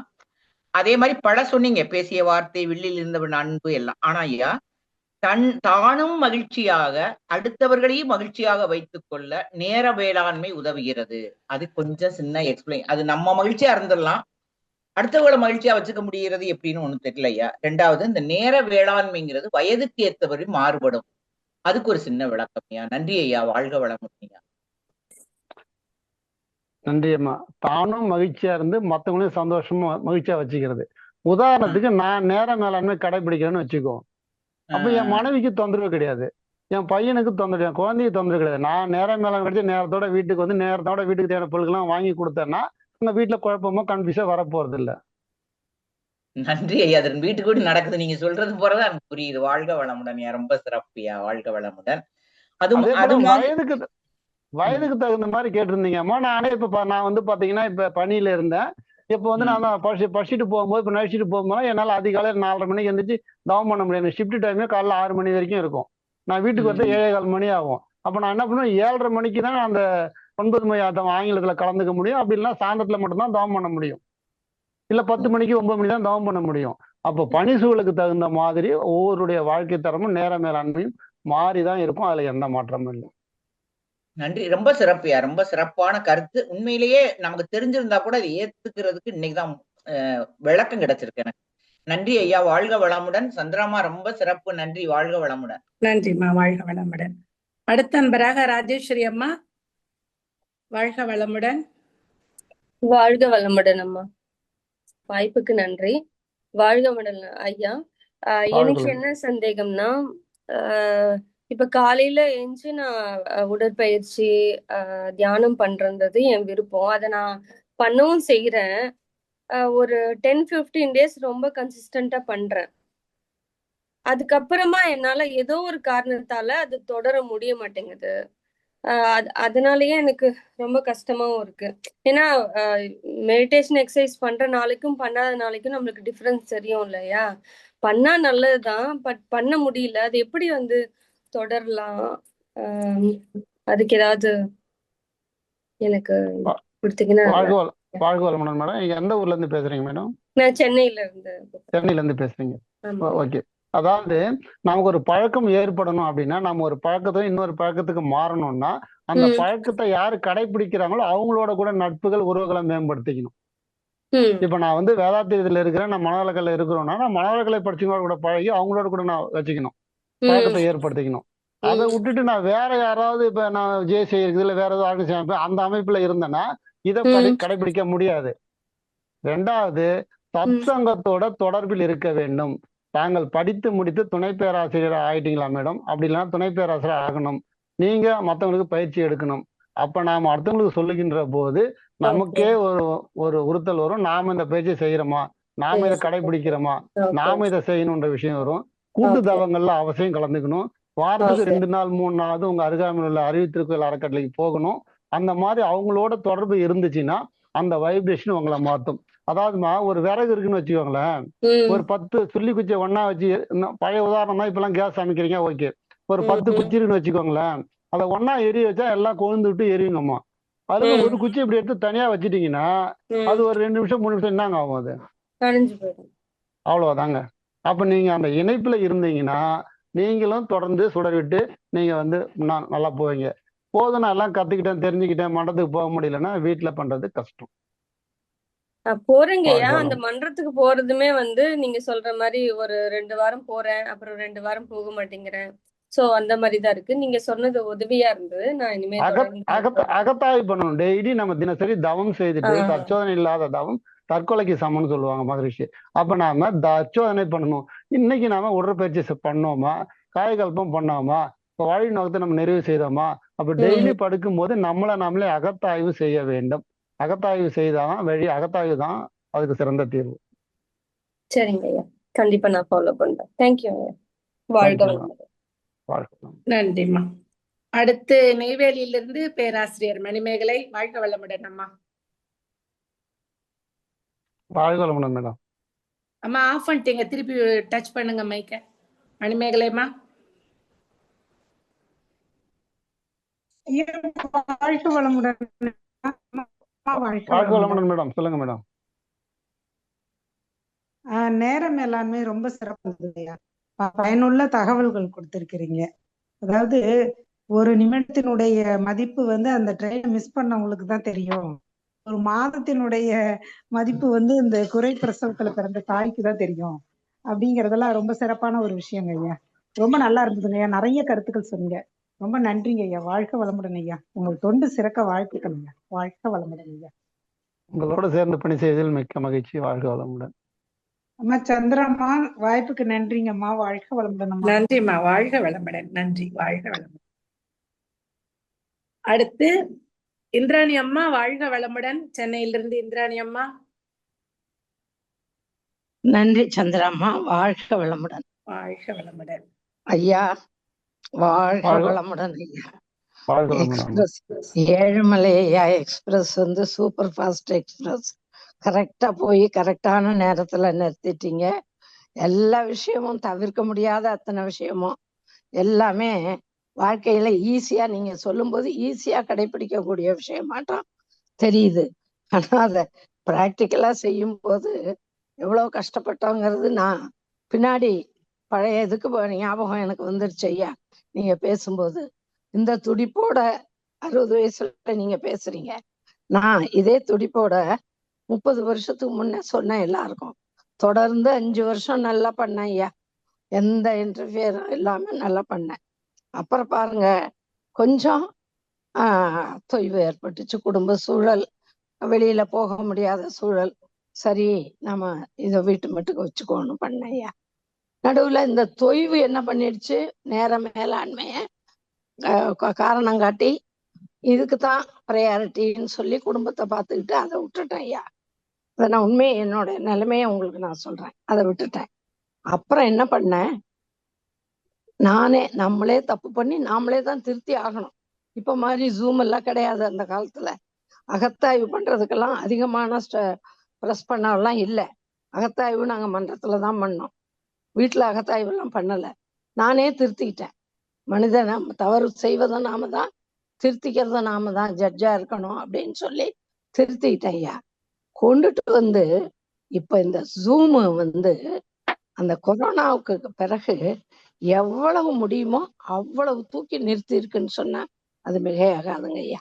அவ்வளவு அருமையா, அவ்வளவு நல்லா போயிட்டு இருக்குங்க ஐயா. உலகம் பூரா இப்பதான் இந்த பீரியட்ல தான் நான் உலகம் பூரா பரவி இருக்கோம்னு நான் நினைக்கிறேன். ஏன்னா அப்போ ரொம்ப பாடுபட்டு கஷ்டப்பட்டோம். ரொம்பன்னா ரொம்ப வீட்டுக்கு வீடு போய் கூப்பிட்டு வந்து மன்றம் நடத்தணும். அப்ப நான் என்ன தப்பா நினைச்சேன், நான் வந்து மன்றத்துல தவம் பண்றேன், எக்ஸசைஸ் சொல்லி கொடுக்குறேன், தத்துவ விளக்கம் சொல்றேன். அப்புறம் ஏன் நான் வீட்டுல தவம் பண்ணும், வேண்டாம் அப்படின்னு நானே முடிவு பண்ணி விட்டுட்டேன். இந்த மாதிரியான தவறுகள்லாம் நேர்ந்ததுனால என்ன ஆச்சுன்னா, பின்னாடி நான் ரொம்ப கன்ஃபெஸ் பண்ற மாதிரியும் வருத்தப்படுற மாதிரியும் எனக்கு சூழல் வந்தது. இப்ப நான் அதுல இருந்து மீண்டு எழுந்துட்டேன் ஐயா. இது ஒரு ரெண்டாவதோ மூணாவதுன்னு சொல்லலாம் வந்து ஒரு நிலைமைக்கு வந்திருக்கேன். இப்ப என்ன, உடம்பு தள்ளாமை என்ன செய்யுது, ஒரு நாள் முடியுது, ஒரு நாள் வேண்டான்னு உடம்பு சொல்லுது. எக்ஸசைஸ் பண்றேன், பாதி பண்ணிக்கிட்டு இருக்கும் போதே. அம்மா கேள்வி மட்டும் கேளுங்கம்மா சுருக்கமா. ஒரு நிமிஷம், ஒரே ஒரு நிமிஷமா, சாரி. இது அதுக்கு என்னையா பண்ணலாம், இந்த கேள்விக்காக தான் இவ்வளவு முன்னோட்டம் கொடுத்தேம்மா, வேற ஒண்ணும் இல்ல. உங்க வயசு என்னன்னு தெரிஞ்சுக்கலாமா? 83ங்க ஐயா. ஓகே, 83 வயசுல நீங்க சிறப்பா பேசுறீங்க, வாழ்த்துக்கள். ஸோ நமக்கு வந்து ஒரே ஒரு டிப்ஸ் மட்டும் அதுக்கு சொல்லிடுறேன். டியூ டு ஏஜ் வந்து நமக்கு தெரியும், ஜீவகாந்தம் குறைஞ்சிரும், உயிராற்றல் எண்ணிக்கை குறையும், அதனால உடல்ல வந்து தோன்றும். ஸோ அதுக்கு நம்ம முடிஞ்ச வரைக்கும் எல்லா பயிற்சியும் பண்ணலாம், கொஞ்சமாவது பண்ணணும். ரெண்டாவது வந்து பார்த்தீங்கன்னா புரோட்டீன் பேஸ்டு ஃபுட்டு, அதாவது வந்து நம்ம உடல் மசில் தசைகளை வளப்படுத்துவதற்கு புரோட்டீன் நிறைந்த உணவுகள், டெய்லி ஒரு கைப்பிடி முளைக்கட்டிய தானியங்கள், இல்லை முட்டை சாப்பிட்ற மாதிரி இருந்தால் முட்டை, இல்லை பால், சோயாபீன்ஸ், அந்த மாதிரியான உணவுகளை எடுத்துக்கிட்டிங்கன்னா நம்ம வந்து மசிலை வந்து நம்ம ஸ்ட்ரென்த் பண்ணிக்கலாம், நம்ம ஆரோக்கியமாக இருக்கலாம். உடம்பை நீங்கள் உணவுல வந்து நீங்கள் கொஞ்சம் கான்சன்ட்ரேட் பண்ணீங்க அப்படின்னா உங்களுடைய ஆரோக்கியம் மேம்படும். வாழ்க வளமுடன். நன்றிங்க ஐயா, கேட்கணும்னு தோணுச்சு, கேட்டேன். ஆமாம்மா, புரோட்டீன் நிறைந்த உணவுகளை கொஞ்சம் கொஞ்சம் அதிகமாக இல்லை, ஒரு நாளைக்கு ஒரு வயசுக்கு அந்த அத்தனை கிராம். இப்போ எனக்கு 60 வயசுனா 60 கிராம், உங்களுக்கு 80 வயசுனா நீங்க 80 கிராம் அளவுக்கு நீங்க புரோட்டீன், ஒரு முளைக்கட்டிய தானியங்கள், வேர்க்கடலையோ கொண்டக்கடலையோ பச்சை பயிரோ கொள்ளோ ஏதோ ஒரு புரோட்டீன் நிறைந்த உணவுகளை நீங்க எடுத்துக்கிட்டீங்கன்னா அது தசைகளை வந்து கொஞ்சம் நல்லா வளப்படுத்தும், அந்த உடல் செல்களை இது பண்ணும், நீங்க ஆரோக்கியமா இருக்கலாமா. 100 ஆண்டுகள் நீங்கள் ஆரோக்கியமாக வாழ்வீர்கள். வாழ்க வளமுடன். வாழ்க வளமுடன். நன்றி ஐயா. சந்திரம்மா, சாரி அம்மா, வாழ்க வளமுடன். ஐயா வந்து நல்லா பேசினாங்க அம்மான்னு சொன்னீங்க. அவங்க வந்து ஓய்வு பெற்ற ஆசிரியர், அதே மாதிரி கும்பகோணத்துல நிறைய சேவை பண்ணிருக்காங்க ஐயா. ரொம்ப நன்றிங்க ஐயா, வாழ்க வளமுடன். அடுத்தவராக கவிதா அம்மா காஞ்சிபுரத்துல இருந்து நீங்க பேசலாம். அம்மா வாழ்க வளமுடன். அம்மா ஐயா வாழ்க வளமுடன். ஐயா, காலம் பொன் போன்றதுன்னு சொல்லிட்டு ஒரு தங்கத்தை காமிச்சு அதுக்கு ஒரு விளக்கம் சொன்னீங்களே, அது கொஞ்சம் சொல்லுங்க. அதாவது அந்த காலத்துல வந்துமா காலம் பொன் போன்றது அப்படின்னு சொல்லுவாங்க. அதாவது காலம் பொன் போன்றது கிடையாது, அதை விட மேலானதுன்னு நான் சொல்ல வரேன். ஏன்னா தங்கத்தை வந்து நம்ம விலை கொடுத்து வாங்கிக்கலாம், வித்துக்கலாம். தங்கத்தை வந்து எக்ஸ்டெண்ட் பண்ணிக்கலாம், நகையா மாத்தலாம். கரெக்டுங்களா? நீங்க 10 பவுன், ஆனா நேரத்தை அது மாதிரி பண்ண முடியாது. ஏழைக்கிட்ட பணம் தங்கம் அதிகமா இருக்காது, பணக்காரர்கிட்ட அதிகமா இருக்கும். ஆனா காலம் வந்து ஏழைக்கும் பணக்காரருக்கும் ஜனாதிபதிக்கும் சில பணியாளுக்கும் ஒரே மாதிரி இருக்கும். அதனால தங்கத்தை விட பிரிசியஸான ஒரு விஷயம் காலம். நன்றிகள் ஐயா. வாழ்க வாழ்க வளமுடன் ஐயா. வாழ்க வளமுடன் அம்மா. வாழ்க வளமுடன். அதுக்கு தாயா காலம் உயிர் போன்றதும்பாங்க ஐயா. உயிர் போன்றது, பொன் போன்றது அல்ல, உயிர் உயிர் போன்றது. போனா வராது திருப்பி, வாழ்க்கையை வீணாக்கும். Okay madam. ஆமாங்க ஐயா. லக்ஷ்மணன் காந்திமதி ஐயா நெய்வேலியிலிருந்து வாழ்க வளமுடன், நீங்க பேசலாம். வாழ்க வளமுடன். ரொம்ப சிறப்புண்ணா. உங்க ஒரே தொடர்ந்து கேட்க முடியல, போன் மேல போன் தொடர்ந்து வந்துட்டே இருந்தது. ஆனா ரியலி இந்த நேர மேலாண்மை இதனால இன்னைக்கு வந்து பேராசிரியரா இருந்து ஒரு டாப் லெவல்ல வந்திருக்கீங்கன்னா ரொம்ப சக்சஸ்ஃபுல்லா, ரொம்ப பெருமையாவும் இருக்கு, சந்தோஷம் தான். கேள்வி கேட்கறதுக்கு எதுவும் இல்லை. நன்றிங்க, நான் வாழ்க வளமுடனா. நன்றி. ஓகே தம்பி. பிரியா, நீங்க நேரம் வந்தா நீங்க போன்ல தனியா பேசுங்க. கண்டிப்பா வாழ்க வளமுடன். அடுத்த நண்பராக விஜயராகவன் குமாரசாமி ஐயா, நீங்க பேசலாம். ஐயா வாழ்க வளமுடன். கேக்குதுங்களா? வாழ்க வளமுடன். கேக்குதுங்க ஐயா. சார், ரொம்ப மிகச்சிறந்த உரைங்க. Very useful speech.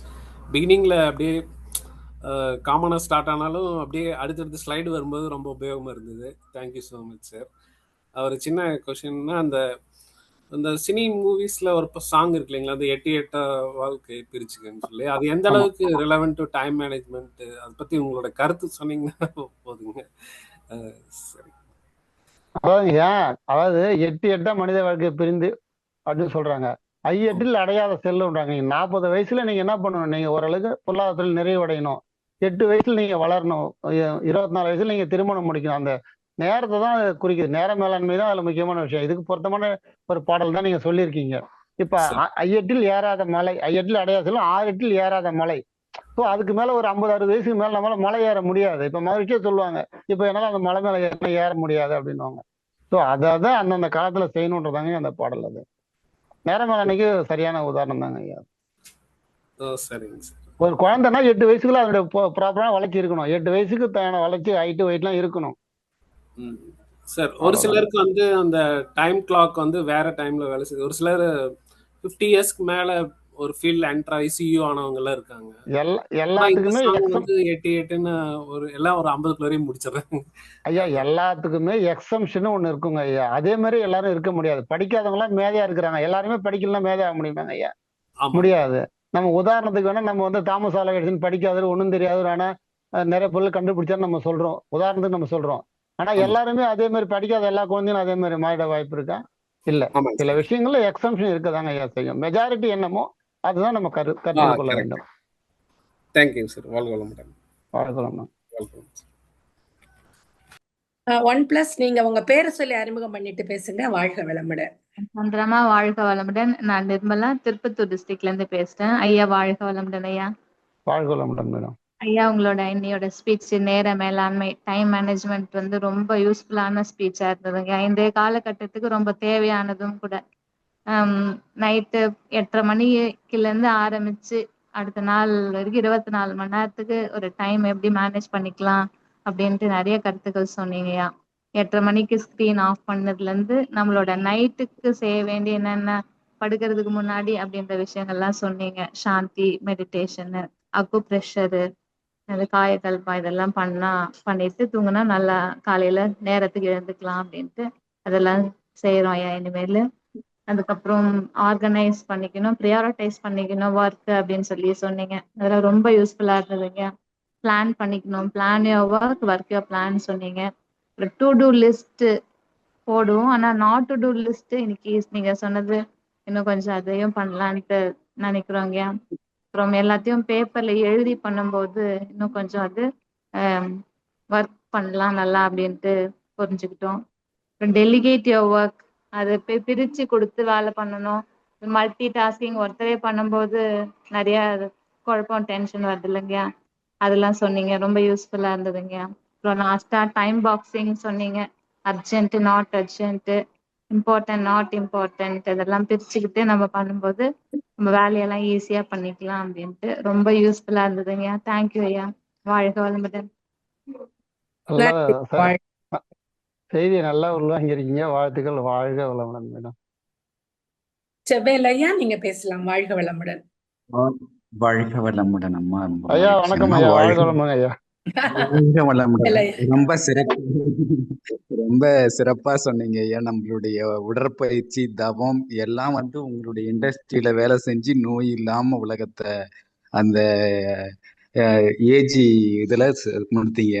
அது உண்மை ஐயா. நம்மளுடைய தவம் ஒரு நாள் விடாம செய்யக்குள்ள மகரிஷி கொடுத்த இந்த அற்புதமான கலையுள்ள நீங்க அது சொன்னீங்க. ஏபிடி ஆசிரியரா ஆயிட்டுனா அதுல கல் முள்ளுகள் நிறைய தான். நம்மளுக்கு அந்த தவம் மகரிஷி எந்த அளவுக்கு உணர்ந்து கொடுக்கிறாருன்ற அந்த கல்லு முள்ளுகள் நிறைய இருக்குதாயா செய்து அதுக்கு நம்ம மனோபலம் கூடுறதுக்கு இந்த ஒரு நாள் விடாம செய்யணும்னு சொன்னீங்க. அது ரொம்ப அதை ஆழ்ந்து உணர்ந்து நீங்க சொல்லியிருக்கீங்க. இது உண்மை ஐயா. ஒரு நாள் விடாம செய்யக்குள்ள அந்த துணை பேராசிரியரா ஆகி எவ்வளவு கல்லு முள்ளுகள் நம்மளை தாக்குதுன்னு அதெல்லாம் எல்லாத்தையும் கடந்து மகிழ்ச்சியோட நம்ம ஒன்றும் பண்றோன்னு அந்த அளவுக்கு மன மகிழ்ச்சி அடைகிறேன் யாரும். இப்போ ஒவ்வொரு சொல்களும் இந்த மகரிஷி வேதாத்திரிகளுக்கும் அதை நேர மேலாண்மை கொடுத்தீங்க.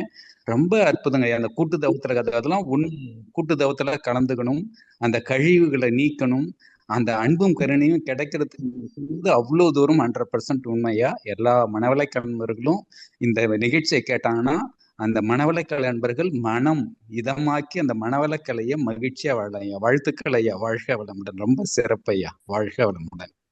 நன்றி. நன்றி ஐயா. வாழ்க வளமுடன். அடுத்து பெரிய குளத்துல இருந்து சாந்தி சுந்தரம் அம்மா, நீங்க பேசலாம். வாய்ப்புக்கு நன்றி சந்திராமா. வாழ்க வளமுடன் ஐயா. ஏழுமலை ஐயா சூப்பருங்கய்யா. நேர மேலாண்மை சிறப்பான ஒரு சிந்தனை தொகுப்பு நல்லா நீங்க தொகுத்திருக்கீங்க. எனக்கு ஒரே ஒரு வேண்டுதல்ங்கய்யா. இப்ப இந்த ஜூம் மூலமாக இப்ப இருக்கிறவங்க 192 பேர் நம்ம இருக்கிறோம். ஒவ்வொருத்தரும் குறைந்தபட்சம் ஒரு 10 பேர் 15 பேருக்குனாலும் இதை ஃபார்வேர்ட் பண்ணி இதை ஒரு 3-4 முறை கேட்க வைக்கணுங்க. அவங்கள எல்லாரும் சொல்றாங்க வர்றோங்கம்மா நாங்க கத்துக்கிட்டோம் ஆனா எங்களுக்கு டைம் இல்லையே அப்படின்னு சொல்றாங்க. இந்த மீடியால இருந்து அவங்க வெளியே வரவமையும் ரொம்ப கஷ்டப்படுறாங்க. அவங்க நம்மளை பார்த்தாலே பறிஞ்சுட்டு ஓடுறாங்க. நான் தான் ஆகினை எடுத்துக்கிட்டேன்ல அப்படின்லாம் சொல்றாங்க. லேடிஸே தான் மெயினா. அதுக்கூடி அன்பர்கள் நமக்கு இருக்கக்கூடிய அனைத்து சுற்றுல இருக்கவங்க, டீச்சர்ஸ், நம்ம பிள்ளைகளுக்கு பாடம் சொல்லி கொடுக்குற டீச்சர்ஸ், ஸ்கூல்ல இருக்கவங்க, அவங்களுக்கு எல்லாருமே நமக்கு யாருக்கும் நம்பர் இருக்கோ நம்ம மகிழ்ச்சியை நினைச்சுக்கிட்டு இந்த நீங்க கொடுத்த இந்த சிந்தனை உரைய எல்லாருக்கும் ஃபார்வர்ட் பண்ணி நம்ம வேதாத்திரியத்திற்கு நம்ம தொண்டு செய்யணும்னு மனமாற இந்த ஜூம் மூலமாக கேட்டுக்கிறீங்க. மிக்க மகிழ்ச்சிங்கய்யா. வினாக்கள் எதுவும் இல்லைங்க ஐயா. வாழ்க வளமுடன். நன்றி அம்மா. வாழ்க வளமுடன். இது மேபி யூடியூப்ல அப்லோட் பண்ணுவாங்க. நீங்க அந்த லிங்க் எடுத்து யூடியூப் சேனல்ல வரும். வந்த உடனே அதை நீங்க ஃபார்வர்ட் பண்ணுங்கம்மா எல்லாருக்கும். நானும் குரூப்ல போடுவேன். நன்றிம்மா. போட்டுருங்க. எல்லா அன்பர்களும் 192 பேர் இருக்கும். ஒவ்வொருத்தரும் ஒரு 10 பேருக்கு போட்டாலே போதுங்கய்யா. ஓரளவுக்கு நம்ம வேதாத்திரியத்தை விதைத்து விடலாமாங்க ஐயா. வாழ்க வளமுடன். வராதவங்கள வர வச்சிடலாம். நன்றிம்மா. அடுத்த நம்பராக சாம்சன், உங்க பேரை சொல்லி அறிமுகம் பண்ணிட்டு பேசுங்க ஐயா கிட்ட. ஐயா வாழ்க வளமுடன். பெங்களூர்ல இருந்து கவிதா ஸ்ரீனிவாசன் ஐயா. டைம் மேனேஜ்மெண்ட் ரொம்ப நல்லா இருந்ததுங்க ஐயா. நிறைய கத்துக்க வேண்டியது இருந்தது எனக்கு. நீங்க இத்தனை டிப்ளமோ பண்ணிருக்கேன்னு சொன்னீங்க. அது அசிஸ்டன்ட் ப்ரொஃபசர் பண்ண பிறகுதான் இந்த அட்வான்ஸ் டிப்ளமா எல்லாம் பண்ணணுமா ஐயா? எப்படிங்க ஐயா? இல்லம்மா, இதுக்கும் சம்மந்தம் இல்லைங்கம்மா. ஏதாவது ஒரு டிப்ளமா படிச்சா போறோம். அப்ப நாங்க இருக்கும்போதெல்லாம் பாத்தீங்கன்னா இந்த இதுல வந்தாலே போதும். அந்த 13 நாள் பயிற்சி முடித்து அகத்தாய் 1-2-3 முடிச்சாலே ஆசிரியர் ஆகலாம். இப்போ ஏதாவது ஒரு டிப்ளமா படிச்சா போதுங்கம்மா. ஒரு டிப்ளமோ அல்லது ஒரு பிஏ அல்லது ஒரு எம்ஏ ஏதாவது ஒரு கோர்ஸ் முடிச்சுட்டு நம்ம துணை பேராசிரியரா வந்துடலாங்கம்மா. அதுக்கப்புறம் நீங்க படிக்கிறது கண்டினியூ. இப்ப நான் கூட இப்ப லாஸ்ட் இயர் கூட இன்னும் நிறைய விட்டுட்டேன். இந்த ஜெயின் டிப்ளமால கூட நான் படிச்சிருக்கிறேன். எம்ஓக்கு அது மாதிரி நம்ம எல்லாம் படிச்சுட்டே இருக்கலாம். இது இந்த ஆக்சுவலா இந்த என்னுடைய ப்ரொஃபைல் நான் ஒரு 2-3 வருஷம் முன்னாடி தயார் பண்ணது. நைட்டு ஷார்ட்டா தான் எடிட் எனக்கு அந்த வர்மாவோட டீப்பா போகணும்ட்டு இருக்குங்க ஐயா. அது எப்படி யாரு த்ரூ போகணும், யாரு இது பண்ணணும் தெரியலங்க ஐயா. நீங்க எனக்கு போன் பண்ணுங்கம்மா. கன்னியாகுமரியில கண்ணன் ராஜாராமன் ஒருத்தர் சொல்லி தராரு. சவுத் இந்தியாவில் நம்ம கன்னியாகுமரியில குறைஞ்ச பீஸ் தான், ஒரு 3500 ரூபாயில. நீங்க அங்க போனீங்கன்னாக்கா நான் உங்களுக்கு அட்ரஸ் கொடுக்குறேன். நீங்க அங்க போய் நாங்க கிட்டத்தட்ட ஒரு 7 லெவல் முடிச்சிருக்கோம்மா அந்த வர்மாவில மட்டும். இன்னும் ஒரு 2 லெவல் இருக்குது. ஓகே ஐயா, ஸோ நான் இப்போ நாங்கள் உங்களுக்கு கால் வருமாசம் பண்ணேன். நன்றிங்கம்மா. தேங்க்யூ. வாழ்க வளமுடன் ஐயா. நன்றிங்கம்மா சந்திரம்மா, நன்றிங்கம்மா. நன்றிம்மா, வாழ்க வளமுடன். அடுத்த நண்பராக ரத்திமா, வாழ்க வளமுடன். நீங்க பேசலாம். வாழ்க வளமுடன். வாழ்க வளமுடன் மேடம். ஐயா, நாங்க வந்து எம்எஸ்சி யோகா நம்ம வேதாந்திரியில முடிச்சிருக்கோம். இப்ப அடுத்து நாங்க வந்து எம்ஃபில் இந்த மாதிரி பேராசிரியர் போய் தான் இதெல்லாம் பண்ணணுங்களா, இல்ல எம்ஃபில் நேராவே பண்ணிக்கலாங்களாங்க? இதுக்கும் அதுக்கும் எதுவும் இல்லைங்கம்மா. ஏதாவது ஒரு டிகிரியோ அல்லது டிப்ளமோ படித்து முடித்தால் அதுக்கப்புறம் நம்ம ஆசிரியர் பயிற்சிக்கு போகலாமா. ஆசிரியர் பயிற்சி போயிட்டு ஆசிரியர் பயிற்சியிலிருந்து அந்த பேராசிரியர் ஆகுறதுன்றது அங்கே தொண்டு செய்யறத பொறுத்தான். முதல்ல துணை பேராசிரியர் ட்ரைனிங் ஆகணும். துணை பேராசிரியர் ட்ரைனிங்லேருந்து 2 வருஷம் தொண்டு செய்யா துணை பேராசிரியர் அவங்கள நம்ம ப்ரொமோஷன் கொடுப்பாங்க ஸ்மார்ட்ல இருந்து. அதுக்கப்புறம் பேராசிரியர் பயிற்சி 2 வருஷம். அதுக்கப்புறம் பேராசிரியர்லேருந்து பயிற்சி வந்து பேராசிரியர் 2 வருஷம். அதுக்கப்புறம் நம்ம ஒரு 10 ஆண்டுகள் விடாது தொடர்ந்து தொண்டு செய்துட்டு இருந்தோம்னா நமக்கு வேக்கன்சி வரும்போது மூத்த பேராசிரியர் பயிற்சி நமக்கு வந்து கொடுப்பாங்க. ஸோ இந்த மனவளக்கலை பேராசிரியர் பயிற்சிக்கும் நம்ம படிப்புக்கும் சம்பந்தம் இல்லை. பேராசிரியர் வர்றதுக்கு ஏதாவது ஒரு டிகிரியோ டிப்ளமோ இருந்தால் போதும். நன்றிங்க ஐயா, நன்றிங்க. விவா, உங்களுக்கு அட்மிட் ஆப்ஷன் கொடுத்துருக்கு. பேரை சொல்லி அறிமுகம் பண்ணிட்டு பேசுங்க. வாழ்க வளமுடன். வாழ்க வளமுடன்யா. வாழ்க வளமுடன் மேடம். நான் கும்பகோணத்துல இருந்து பேசுறேன். இப்ப நமக்கே இந்த வயசுல தான் தெரியுது, இப்ப இருக்கிற ஜென்ரேஷன் குழந்தைங்க காலைல ஸ்கூலுக்கு கிளம்புறதுக்கு நம்ம ரொம்ப கஷ்டப்படுறோம், எழும்ப மாட்டேன்றாங்க. அவங்களுக்கு இந்த சின்ன வயசுல இருந்தே டைம் எப்படி மெயின்டைன் பண்ணணும் சொன்னாலும் புரிஞ்சுக்க தெரியல அவங்களுக்கு. நம்ம எப்படி அது பழக்கத்துக்கு கொண்டு வருது அவங்களுக்கு? குழந்தைங்க வந்து சொல்லி கொடுத்து கத்துக்கிறது இல்லைங்கம்மா. குழந்தைங்க எல்லாம் பார்த்து தான் கத்துக்கிறாங்க. வி ஷுட் பி ரோல் மாடலா நாம இருந்தா போதும். சில விஷயங்கள் காலத்தால தான் மாறும், அன்னைக்கு எல்லாம் மாறாது. ஸோ அப்போ நம்ம ஒரு விதையை போடுறோம்னா அது நல்ல தரமான நிலத்துல போட்டோம்னா அது அன்னைக்கே அடுத்த நாள் முளைச்சிரும். அதுவே பாறையில போட்டால் அதுக்கு தகுந்த நேரம் எடுத்தால் அது முளைக்க ஆரம்பிக்கும். இப்போ நாமளே இப்போ சில பேர் பார்த்தீங்கன்னா உடனே வேதாந்தத்தில் வந்துட மாட்டாங்க. முதல்ல கத்துட்டு இருப்பாங்க. அப்புறம் இப்போ நானும் அப்படிதான், முதல்ல வந்து கத்துக்கிட்டேன். அப்புறம் கொஞ்ச நாள் கழிச்சு ஒரு 10 வருஷம் தான் மறுபடியும் நான் வந்து தொடர்ந்து கடைபிடிக்கிறேன். ஸோ அப்போ குழந்தைங்களை கடைபிடிக்கணும்னா நம்ம செய்ய வேண்டிய ஒரே விஷயம், தினசரி நீங்க என்ன நினைக்கிறீங்களோ அதை குழந்தைகளை நினைச்சு வாழ்த்துங்க. அவங்க தூங்கும் போது காலைல 4 மணி 5 மணி எதிர்த்து உட்காந்து தவம் பண்ணிட்டு கண்களை மூடி உங்க குழந்தைய பேரை சொல்லி உங்க குழந்தைய நினைச்சு வாழ்க வளமுடன் வாழ்க வளமுடன் சொல்லி அவங்க என்ன ஆகணும்னு நினைக்க அதை சொல்லி வாழ்த்துனா அந்த வாழ்த்தாலே அவங்களுக்கு ஒரு மாற்றத்தை ஏற்படுத்தும். ஆனா இன்னைக்கு உங்க குழந்தை வந்து கடைபிடிக்காம இருந்தாலும் காலத்தின் போக்குல கட்டாயமா அந்த குழந்தை வந்து பெரியவங்களாகும் போது நமக்கு ஜீன் தான் உங்களுடைய தன்மை, நீங்க என்னவா மாறுறீங்களோ அது எல்லாமே குழந்தைகிட்ட மாறும். ஆனா நான் கடைபிடிக்காம நான் எப்படி இருந்தாலும் பரவாயில்ல என் பிள்ளை மட்டும் மாறணும்னா வாய்ப்பு ரொம்ப ரொம்ப கஷ்டம். நீங்க சில விஷயம் ஏன்னா இங்க நம்ம கிட்ட தானே விதை போயிருக்கு. அதனால வந்து அந்த ஜீனை ரெண்டும் கிராஸ் ஆகும்போது புதுசா ஒண்ணு வந்துருக்கு, உங்களுக்கு தெரியும் இல்லைங்களா? எக்ஸும் ஒய்யும் சேர்ந்தாதான் குழந்தை. அப்ப நம்ம 2 பேரோட ஜீன், நம்மளோட ஜீனும் கண்ணோட ஜீனும் சேர்ந்துதான் ஒரு குழந்தை உருவாயிருக்கு. ஸோ அது மேபி வேற ஒரு புது ஜீனா உருவாக்கி இருக்கலாம். அது காலத்தால மாறிடும். இப்ப என் பொண்ணுலாம் கூட பாத்தீங்கன்னா இங்க இருக்கும்போது சாப்பிட மாட்டா. இப்ப படிச்சுட்டு வேலைக்கு போயிட்டாங்க. இப்ப பாத்தீங்கன்னா நாங்க சாப்பிடுற அந்த இயற்கை உணவுகள், காய்கறிகள், அந்த முளைக்கட்டிய தானியங்கள்லாம் சொன்னோம் இல்லைங்களா? இப்போ அவங்க கேரளாவில் இருக்கிறாங்க. இப்ப 25 26 வயசு ஆகுது. இங்க எங்க வீட்டுல இருக்கும்போது சாப்பிட மாட்டாங்க. அப்போ வந்து பிஸ்தா என்னது அந்த ஃபாஸ்ட் ஃபுட் தான் சாப்பிடுவாங்க. இன்னைக்கு என்னன்னு கேட்டா பீஸா அது மாதிரிலாம் சாப்பிடுவாங்க. இங்க இருக்கும்போது நாங்க சொன்னா கேட்கணும், தோசை அது மாதிரிலாம் சாப்பிடுவாங்க. இப்ப பாத்தீங்கன்னா நாங்க என்ன சாப்பிட்றோமோ அது எங்களுக்கு அவங்க சொல்றாங்க, இந்த புரோட்டீன் இதெல்லாம் நீங்க சாப்பிடுங்க, முளைக்கட்டி சாப்பிடுங்க, நான் காலையில இதுதான் சாப்பிடுறேன், நான் காய்கறி மட்டும் தான் காலையில எடுத்துக்கிறேன், பழங்கள் மட்டும் தான் எடுத்துக்கிறேன் இப்ப சொல்றாங்க. சந்தோஷமா இருக்கு. காலம் ஒரு நாள் மாறுமா, நம்மளை பார்த்து தான் கத்துட்டு இருக்கிறாங்க.